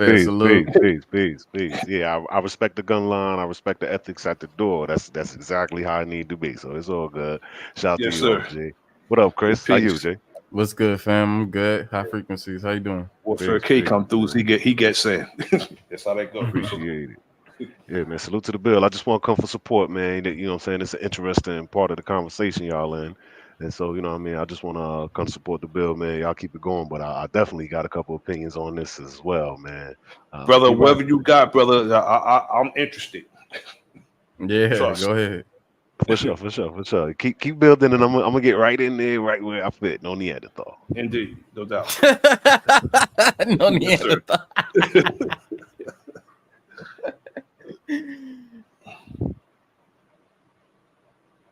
Come on, man. Y'all ought to get tired of being fools, man. Folks don't care nothing about y'all. They playing on your emotional energy. Man, sit up there and do business with this white boy. Ain't put no black podcasters on. You know how many niggas will love to interview a member from Brand Nubian? One of the main ones, Lord Jamar. This is a... It's only 3 of them. Actually, Godfrey split and grew his podcast from the podcast that they was doing. What the hell is he talking about? Exactly. And not only that, he said he one of the main ones. Like Sadat X and motherfucking Grand Poobah is not somebody in hip hop. It's obvious he don't know what the fuck he talking about. Come on, you talking about Sadat X? He's one of the main ones. You got 3 super MCs in one group, and you're gonna single one out. It's evident he don't know what he's talking about. A black group. Why are you on a white man's fucking platform who you say is a culture vulture? You can be giving all that clout to some young black man. You can be giving all that clout to me. In other words, that part. You ain't gonna convince me like you give a damn about, you know, like all of this fake outrage need to stop, man.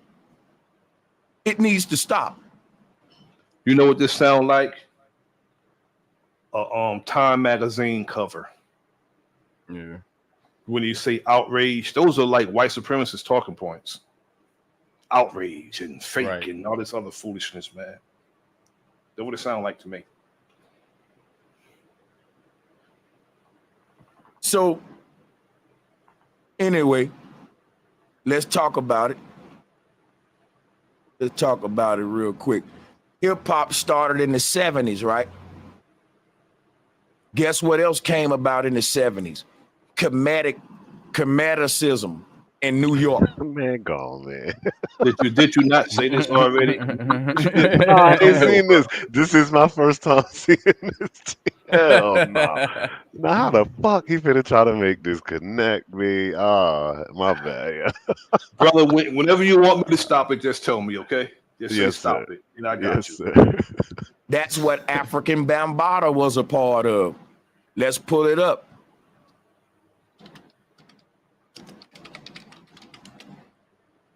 You see? Nuwapianism is a sub-offshoot of Comedicism, worshiping the goat, the Baphomet, the horns, the devil influence. See, people be talking about hip-hop just had Satanism in it. Niggas be talking about, yeah, these young rappers out here getting into Satanism. Hip-hop wasn't with all that demon stuff. You a damn lie, man. Now, if you would go back past what to modern day shit is, now all the symbols, you know, that's being used as far as like the secret societies and all that stuff is being used, and those symbols and stuff were stolen from our people. And he even did builds on that. Exactly. I don't subscribe to that divisive as our people being divided. I don't subscribe to that. And this right here, I didn't know who this guy was prior to, you know, the early 80s. So why he's holding such a prestige position in hip hop is beyond me. But when somebody throw a symbol up, it doesn't mean what you say it means. Ask that person what he's saying when he do shit. When he throw a symbol up, ask a person what he mean when he say shit. But I'm gonna say this. I strongly think that Bam was an industry plant to bring certain stuff to, among other things that he did in hip hop that's deplorable to young people.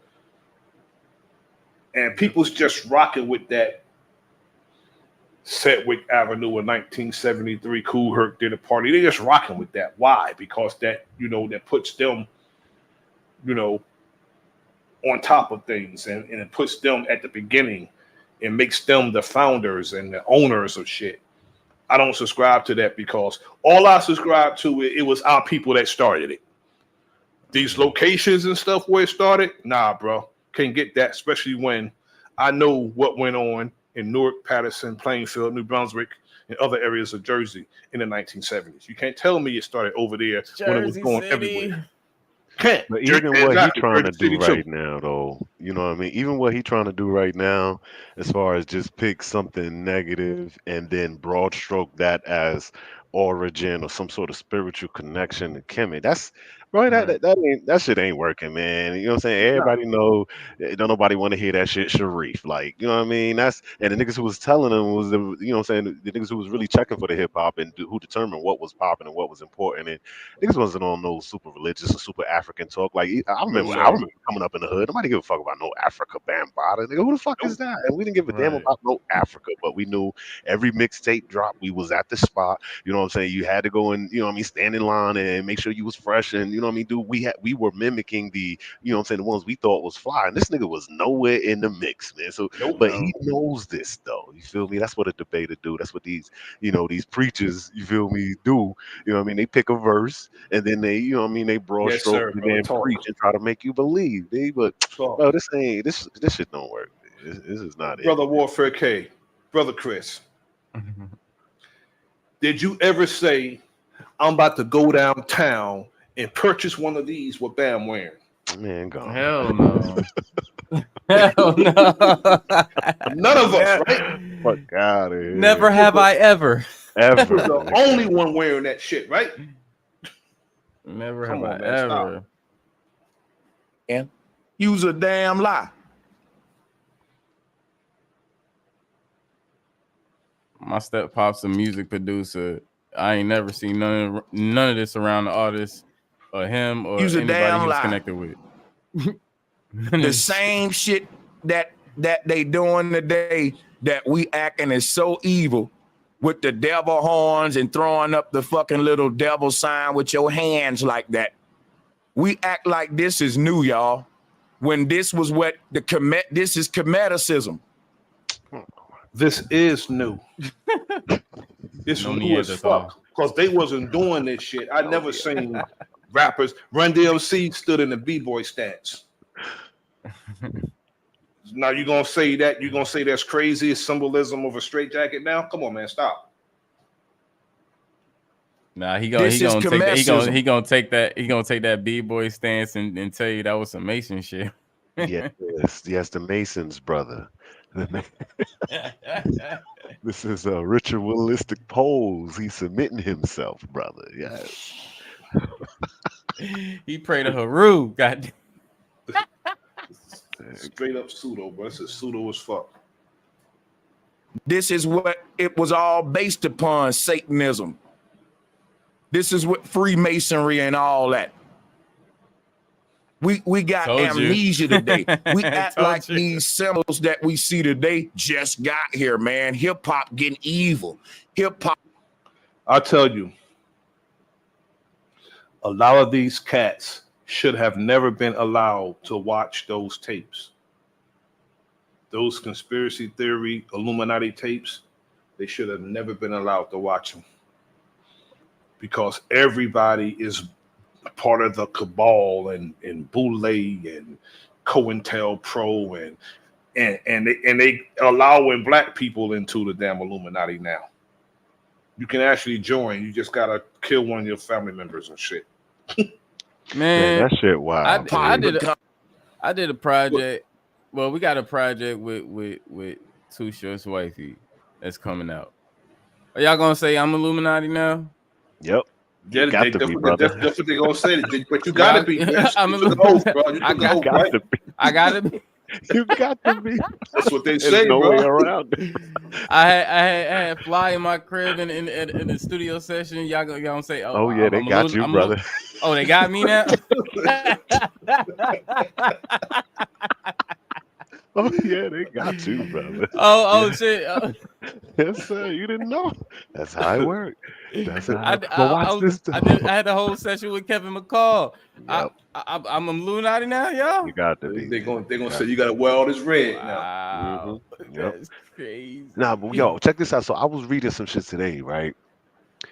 And it's one of my favorite philosophers, you know what I'm saying, Friedrich Nietzsche and shit, right? And it was a passage in the text and was talking about, you know, these types, you feel me, people like this who, you know, find evil everywhere. Like he was just saying, you feel me, everybody, any now niggas could get in the Illuminati, you feel me? So they got a mistrust for everybody and everything, and you see something deeper or some sort of bullshit connection with everything that is, you know, and it all ends up being against you.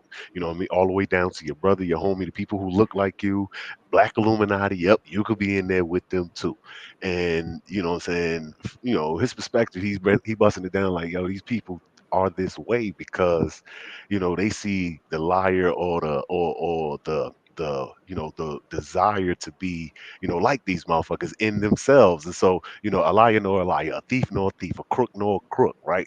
And so when you see this shit, or you know you have the potential in yourself to be this way, you assume these niggas might become Illuminati too. You might actually, you know what I'm saying, not fuck with niggas. You might, you know, et cetera, et cetera, et cetera, et cetera. There's something wrong with any and everybody because they see the possibility for them to be like that within their own self. You feel me?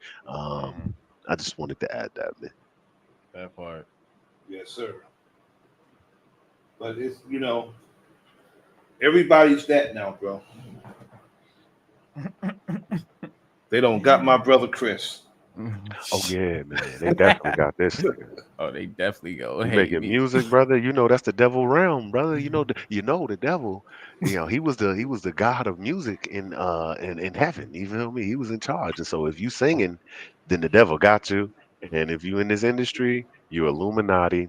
That's pretty much it. That's it, brother. That's all it takes. That's all it takes. That's all it takes. And you know we can't do nothing, you know, exclusive outside of what white people do, man. You know, if we did it, bro, you know, they allowed us to do it. Yes. You know how that Yes. go. They allowed us to do it. You know, and if we organize on behalf of our people, we do anything on behalf of our people. A white man did that. Got to give them the credit. That's a sentiment of a lot of our people, bro. Got to give them the credit. Got to give that white man the credit. I did hear this nigga Sanchez say that shit in one of the other because he keep doing this shit. Like he turning he got a little of that sodomite sauce where he style on niggas in front of the white boys over there. You know what I mean? For views and shit. And it worked. He working that motherfucking hook. Boy, that shit is easy. You feel me? It's a good ass move. You feel me? But damn, what I was about to say. Hold on. My bad. So yeah, I saw the nigga say, if white people, you know, hold on, the origins of hip hop can't be niggas because who controlling it. You know what I'm saying? Look how they got it. You feel me? They done took your shit and industrialized it. So, you know what I'm saying? It's actually the whites who made it. And I'm like, yo, this nigga here, you really just go out your way to try to violate niggas or paint niggas a certain type of way or hand Exactly. it to them white boys in your motherfucking chat like a hoe, baby. Nah, and he That know what part. he doing. You know what I mean? He know what he Yep. doing. And anybody with some good sense could see what he doing. But then the But you know, shit you that got the bobbleheads among them, bro. that's what I was just about to say. He count on them. He count on them to be stupid, bro. Yeah. That's And the they are. bobbleheads. And they are. Yeah. And they are. He count Yes, on they them to is. be attention deficit. That's why he be moving so fast, typing and showing shit. He does the shit that Bill Maher do. You ever watch that HBO shit on HBO, the Real Time with Bill Maher, where he'll put pictures up at the end of the show and then he'll say something funny to try to make it match the picture, like the memes that they do with the memes. This is shit. All this shit is memes, bro. Straight. But he only give it his narrative of what a picture says. It's always his perspective about what a fucking picture Looking says. at a picture telling a story and be like, you see how this look like this? And no.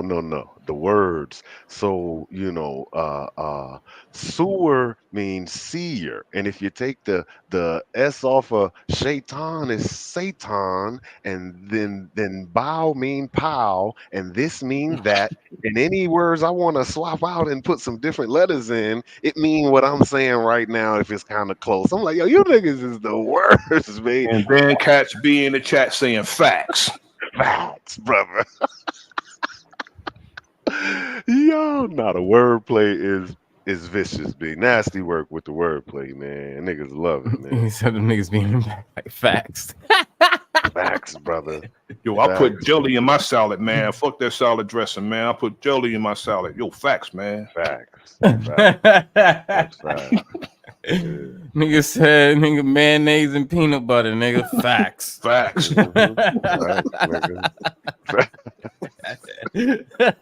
Dead ass, B.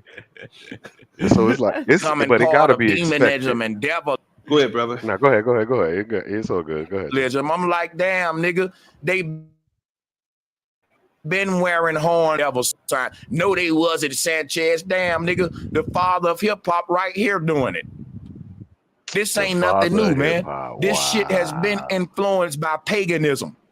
This is the father of hip hop, y'all. Right there. If y'all ain't he want us to believe this. Yeah. He told y'all. When I clearly told him after a conversation I had a conversation with him weeks ago. I told him that Bam came out of nowhere, and he still, I said, Bam, I believe he's an industry plant, and he came out of nowhere. But now he's saying that this dude is the father of hip hop. Straight up pseudo judo, brother. A fucking modern pagan. And all of these symbols come from Egypt, Babylon, Samaria. They was worshiping the beast, dog, and the owl, Moloch owl and shit. Ain't nothing changed. This, what you calling hip hop, was a religion from the get-go. It was a form of indoctrination and initiation. It initiated a whole group of people into a new degree of evil. And we didn't even. Do you hear this? You had to get initiated to be a hip hop artist. Oh shit. Well, I guess they got me. Yeah, they definitely got you, man. But listen to the wordplay. He said at the very beginning, when it wasn't even on records. So in order to go into the party or the block parties, they had them outside most of the time. Mm-hmm. I guess everybody did a ritual first before the DJ got on the turntables. And, So you didn't come out there and start dancing. You had to get checked. Now we had to, get a prick of your blood and shit. You know what I mean? Prick your finger. Say the words now. Turn around and stand on one foot. Yes. That's the way it's been that way since the beginning, Drake Hobbs. That's what we're getting. Right. It's been that way since the beginning. From the beginning. It's been a religion. Yes, Jesus and the devil. That's what we was thinking about out there. but the thing is, though, what's crazy about that is, what type of music did this brother do? Man, go. If it's so evil, why are you doing the music yourself? Makes no sense to me. Yeah, he want to do it. He wish he could be there, but can't. Yeah, he wish he could be there. Yeah, he want to do it, but niggas just ain't he doing songs called "The Whole World Is on Some Bullshit." That's one of the songs. I happen to like it, but what I'm saying is, if it's so evil, why are you associating yourself with it? Trying to be down, man. With all this knowledge that he have, come on, man. Come on, man. It's been about the devil from the beginning. He knows it. So shit. Why? This is a good question. Was he initiated? It got to be. Got to be. Yes. So I guess he know because he's in it too. All right. Okay, I get it now, brother. There you go. Speaking from experience. That part.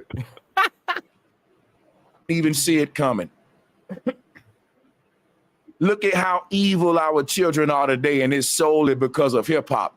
But we like to say that's because it just got like that. Dude, it take everything time, don't it? They knew where it was headed, though. They knew the plan of it all along. These people hundreds of years ahead of us. They knew the ultimate end goal of this shit. This is a new spiritual system that our people has been initiated into, and it is not our fucking culture. This is not our culture. We was never engaged in Kemetic. This is pagan shit.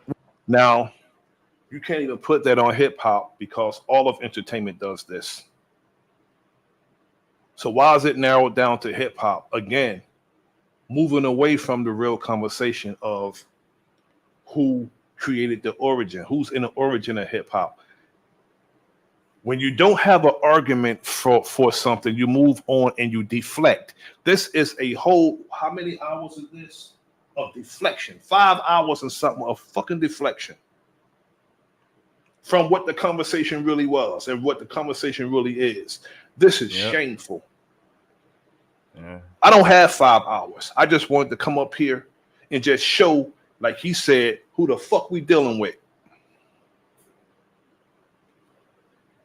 We are not from Northeast Africa. We did not worship the damn goat.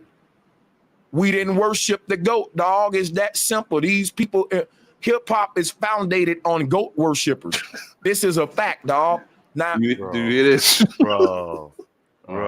This is really laughable, fact, bro. This is a fact too, bro. If you ain't know, but you know what though? But you know what though? I'm gonna make y'all laugh with this one. No Neanderthal. I'm gonna make y'all laugh about this one. What did LL call himself? The goat. Damn, So I get that. You got him. That's it. That's it right there. That's the devil worship right there. That's it. Yep. Shit, Errol Manigault called himself the GOAT. That was basketball. So what's up? This is crazy, bro. It's founded on goat worshiping. It's so ridiculous. It's laughable. When you talk about the goat, when we talk about the goat, that's the devil. What did they say about the devil? The devil is the God over music. They say that the devil is the Lord over music. What is the most influential music genre? Hip hop. Open your eyes. Oh, drop a bomb on Becky. This is not our goddamn culture. That wasn't we even didn't a worship landmine. no goat of Mendez. What's that, brother? I said that wasn't even a landmine. Not a that was a firecracker. dud. Yeah, not even a firecracker. She said,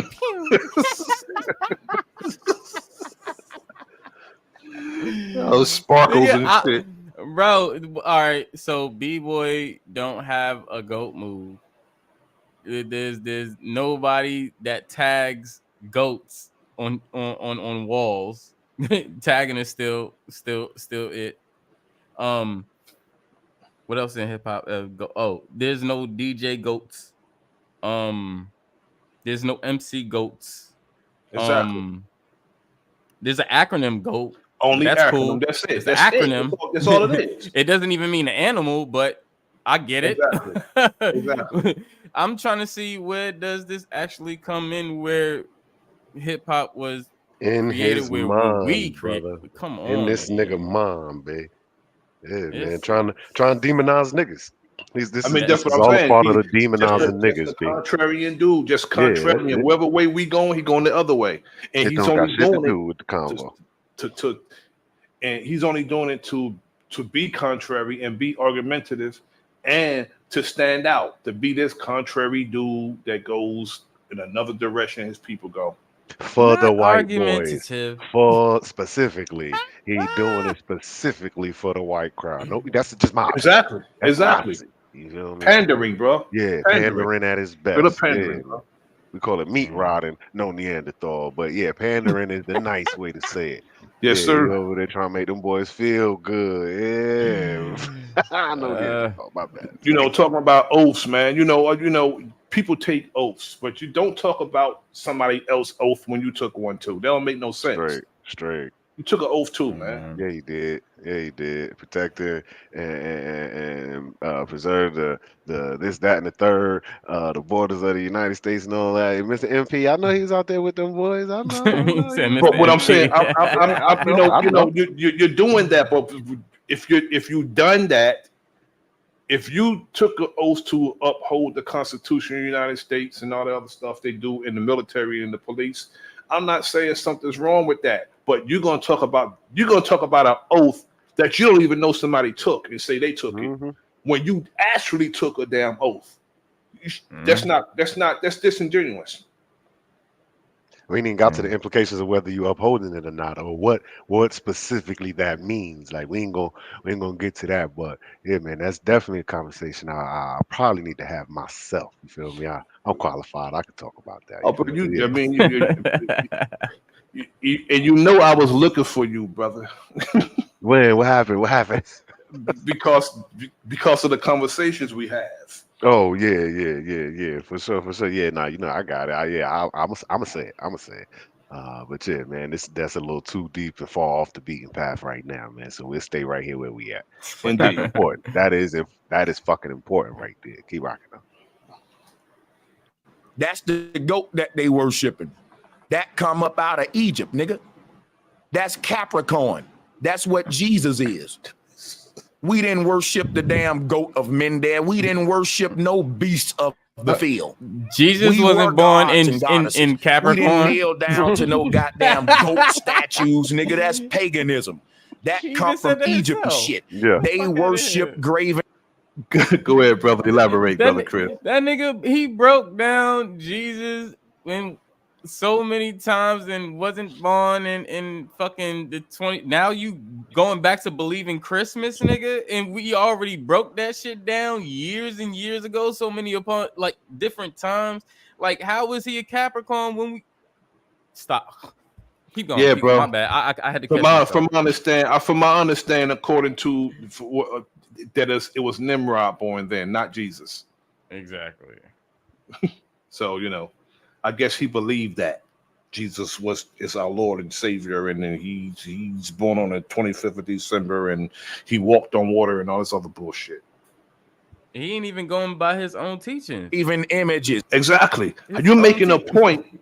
You're making a point going contrary to what you teach.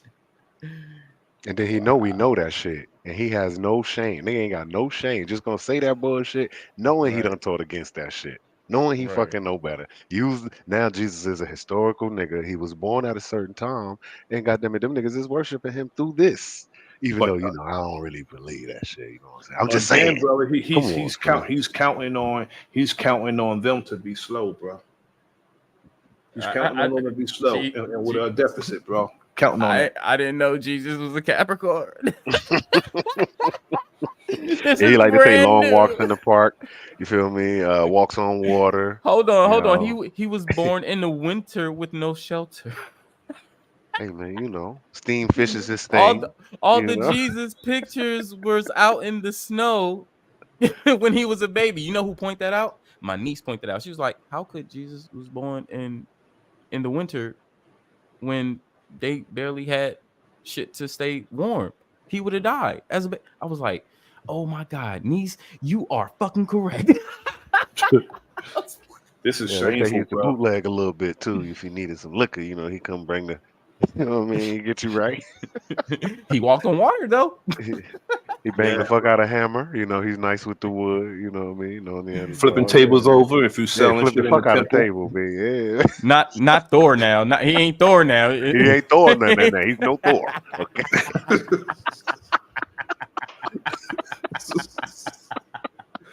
When I listened to this, I was like, this is easy work, bro. This is so easy to debunk all of this shit. Started off with a lie, bro. Outright lie.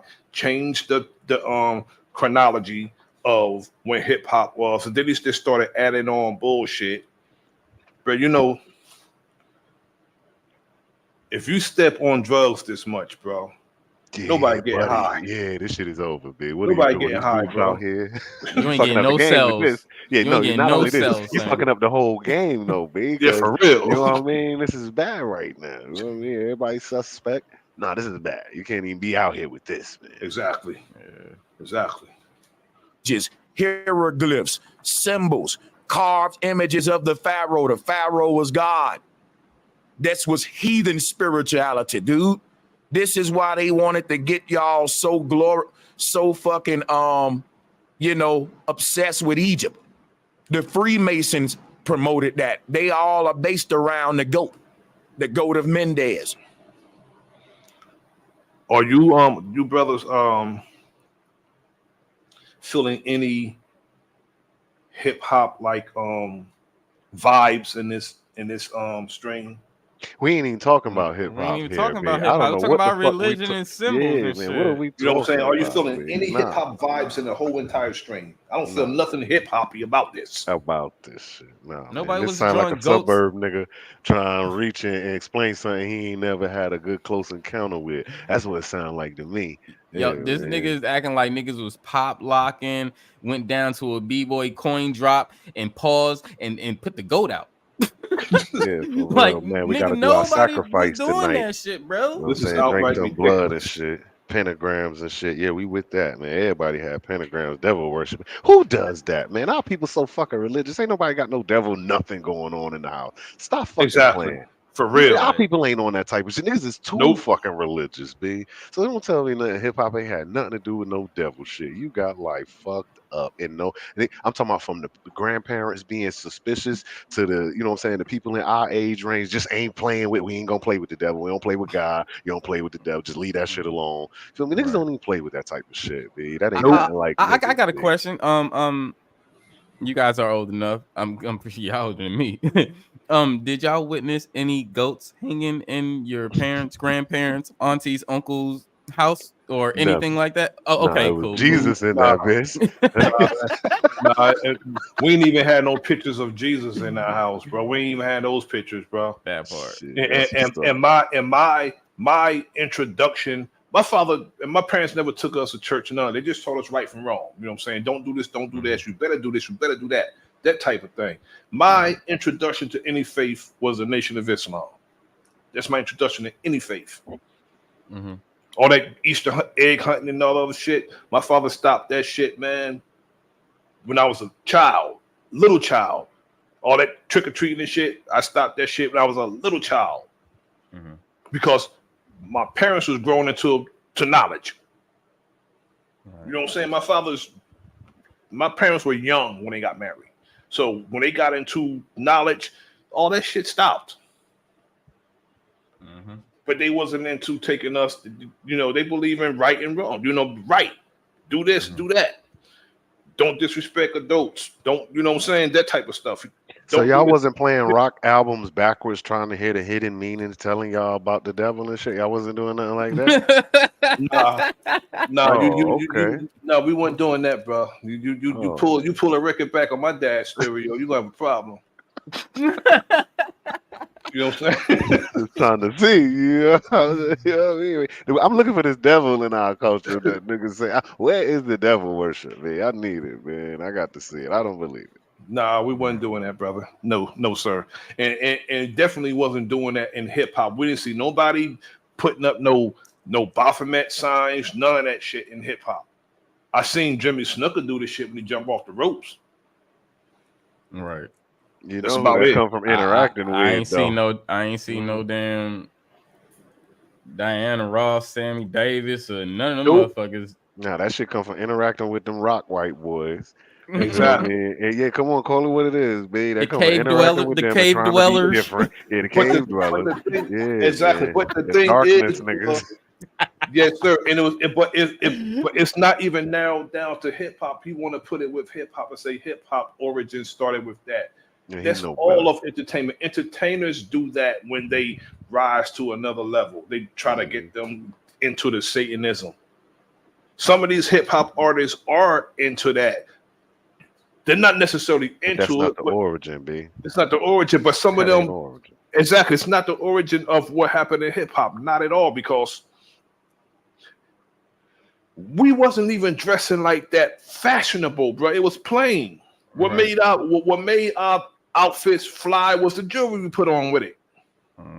That's it. We throw on a Lee The suit. accessories, You know what I'm saying? the caps, Exactly. You throw the on a Lee suit. headbands, armbands, whatever. You know the most expensive thing Run DMC them had on when they was rocking their gear? Shoes. Not the Ma. shoes. Oh. Nah, that fedora. Oh, the fedora. Yeah. That hat, bro. The hat. That hat was the most expensive thing. That everything else was cheaper. They put that fedora Stetson on. Them shits cost, I don't know how much they cost now. I know when I was wearing, it was over $100 for that one hat. It's the most expensive things they had on. Of course, the jewelry. They had the jewelry on. Back when I was growing up, these didn't cost that much. Like a pair of shell toes, nah, but they wasn't even $100 back then. Yeah, shell toes back then was hella cheap. They were a lot cheaper. Hey, yo, I got to skate, man. I got to take my woman out, man. It's Saturday, you know what I'm saying? So we out in the wind, but I wanted to touch base with y'all, man. Y'all boys be cool, you know what I mean? Keep rocking, man. Stay Warfare on the job. You already. What's up, Chief? Put your email in the back chat so I can contact you, brother. I'm gonna just put my number back there, man. You can call me, no bro. doubt. It's all good. You can do that too, beloved. Yeah, there you go. It's right there, man. Chris, yeah, man, use it if you want. You know what I mean? That's my number back there. All right. But yeah, man, y'all boys be cool. To the next one, man. I'm gonna tap in. You too, fam. Salute. All right, peace. Yeah, I gotta skate too, fam. I gotta get ready for a studio I'm gonna end it right here, bro. I'm gonna end it right here. You know, say I appreciate you, brothers, coming up and chopping it up with me. And you know, like I said, I don't have 5 hours because you start off with a lie. We start off with a lie. It's not gonna end in truth. So you know what I mean? It's not gonna end in truth. So man, why he do that, man? That's crazy, bro. Like, come on, man. I know he know more than this. It's cool connecting stuff and saying it's like I said, it's how you word shit. You can word it in a sense and be like, this is what hip hop was. It's not its origins, but this is what it is now. This is what it is known today. That's what it's become. You know what I'm saying? Like it's what it became. Right. You know, it's different. Like when I say independence, I don't talk about independence like I don't need no bitch. I don't need nobody. I don't need this, da da da. I'm doing it all myself. No, I don't talk. I talk about me living my life, having to do everything myself, but not needing love, not needing a companion. Nah, I ain't on that. You talking about? Exactly, bro. But that shit that's outright crazy. I'm like, you're gonna go from who created it to who own it. Come on, man. That right there is that first is branch knowledge, bro. It's branch knowledge. You know, we all know who owns the fucking record companies. We knows that. That's not where it's from. Being compelled to throw in our face and see what that is you know, being a cracker. That's what that is. Cracking the whip, let you know who's in fucking charge. And you know, a lot of times when some of us going back to slavery, when some of us was punished, they'll have one of us beat the fucking, you know what I'm saying? They'll have one of us crack the whip. So that makes you the cracker. Being a cracker don't got nothing to do with no fucking color of your skin. Being a cracker is the one who cracked the whip and try to keep people in line. And this is what he tried to do on behalf of those people, is to keep us in line. Okay, you may have created it, but you don't own shit. Now stop me when I'm fucking lying. All right. It's crazy, bro. My brother, I appreciate you coming out. Shoot, I appreciate you having me come through and giving my opinion of stuff, and you know, having this conversation with you and the brothers and the fam. You know, salute to everybody. Much love. Everybody have a great evening and great weekend. You know what I'm saying? Indeed. Again, brother, thank you. And I want to appreciate everybody who came through. Brother Warfare K, Dre Cobbs, K Norfolk, Max V Production, Equator 7, Goddess Dear Love, Big Dog Philly OG. Thank you for coming through and joining me. And I know, everybody don't appreciate what I did this evening, but it had to be done. You know what I'm saying? Because some people, I'm cool with, rock with him. I don't rock with what he teach. And I don't rock with somebody standing, being an in the way nigga of our people. I don't rock with people like that. Because if me and you together and you starting shit, I'm gonna pull you away. But if it has to go down, Chris, I'm gonna be there with you. I'll deal with you and your bullshit later. Right. Right. You know what I mean? But if it has to go down, I gotta be with you because we together, and we brothers. That part. That's 10 toes down, right? That part. And like my mom always taught me, hey, you leave the house with somebody, you better be coming back unless they have other plans. So shit, I leave with you. I'm with you to the end until we back at the crib. Point blank. Indeed. And it's crazy how, you know, people can be so damn disingenuous, bro. Yeah. Or because they're mad about something. That's not cool. No, I'm not gonna lie. I'm not gonna lie on you, bro. Even if I don't like you, I'm not gonna lie on you. I ain't got that much energy to lie on anybody. I gotta create something. I'm cool. I'll put my creative juices in music besides lying on somebody. Exactly. Call that. And you gotta have you have to have credibility. This messes your credibility up when you outright lie about something like this. Right. You know, you're gonna have that many people around you, just to lie to them. Thank you, baby. Just to lie to them and don't give them no truth. You're just gonna lie to them. Get that many people to watch you. Now, if I had that many people watching me, bro, you know what I'll be doing? So much more. I'll be organizing them. We'll be organizing each other. We'll be organized. Uh-huh. And we'll be meeting annually in different areas. Where we meeting at such and such area. That many people, you should be able to organize. You're not doing nothing with that many people, you're using them. He's not organizing nothing. You're using them. Yeah. You're getting paid from them. You're talking about somebody getting paid off a documentary, but you're getting paid too. Keeping people that long, giving them misinformation, and you're getting a check from YouTube. I call them how I see it. My brother, thank you again. No problem, bro. Number love. Salute to you and the fam. Salute to you. Until next time, this is The Enemy's Public, and I am Bro.Nasir. Like, share, subscribe. Leave a comment in the comment section. Peace.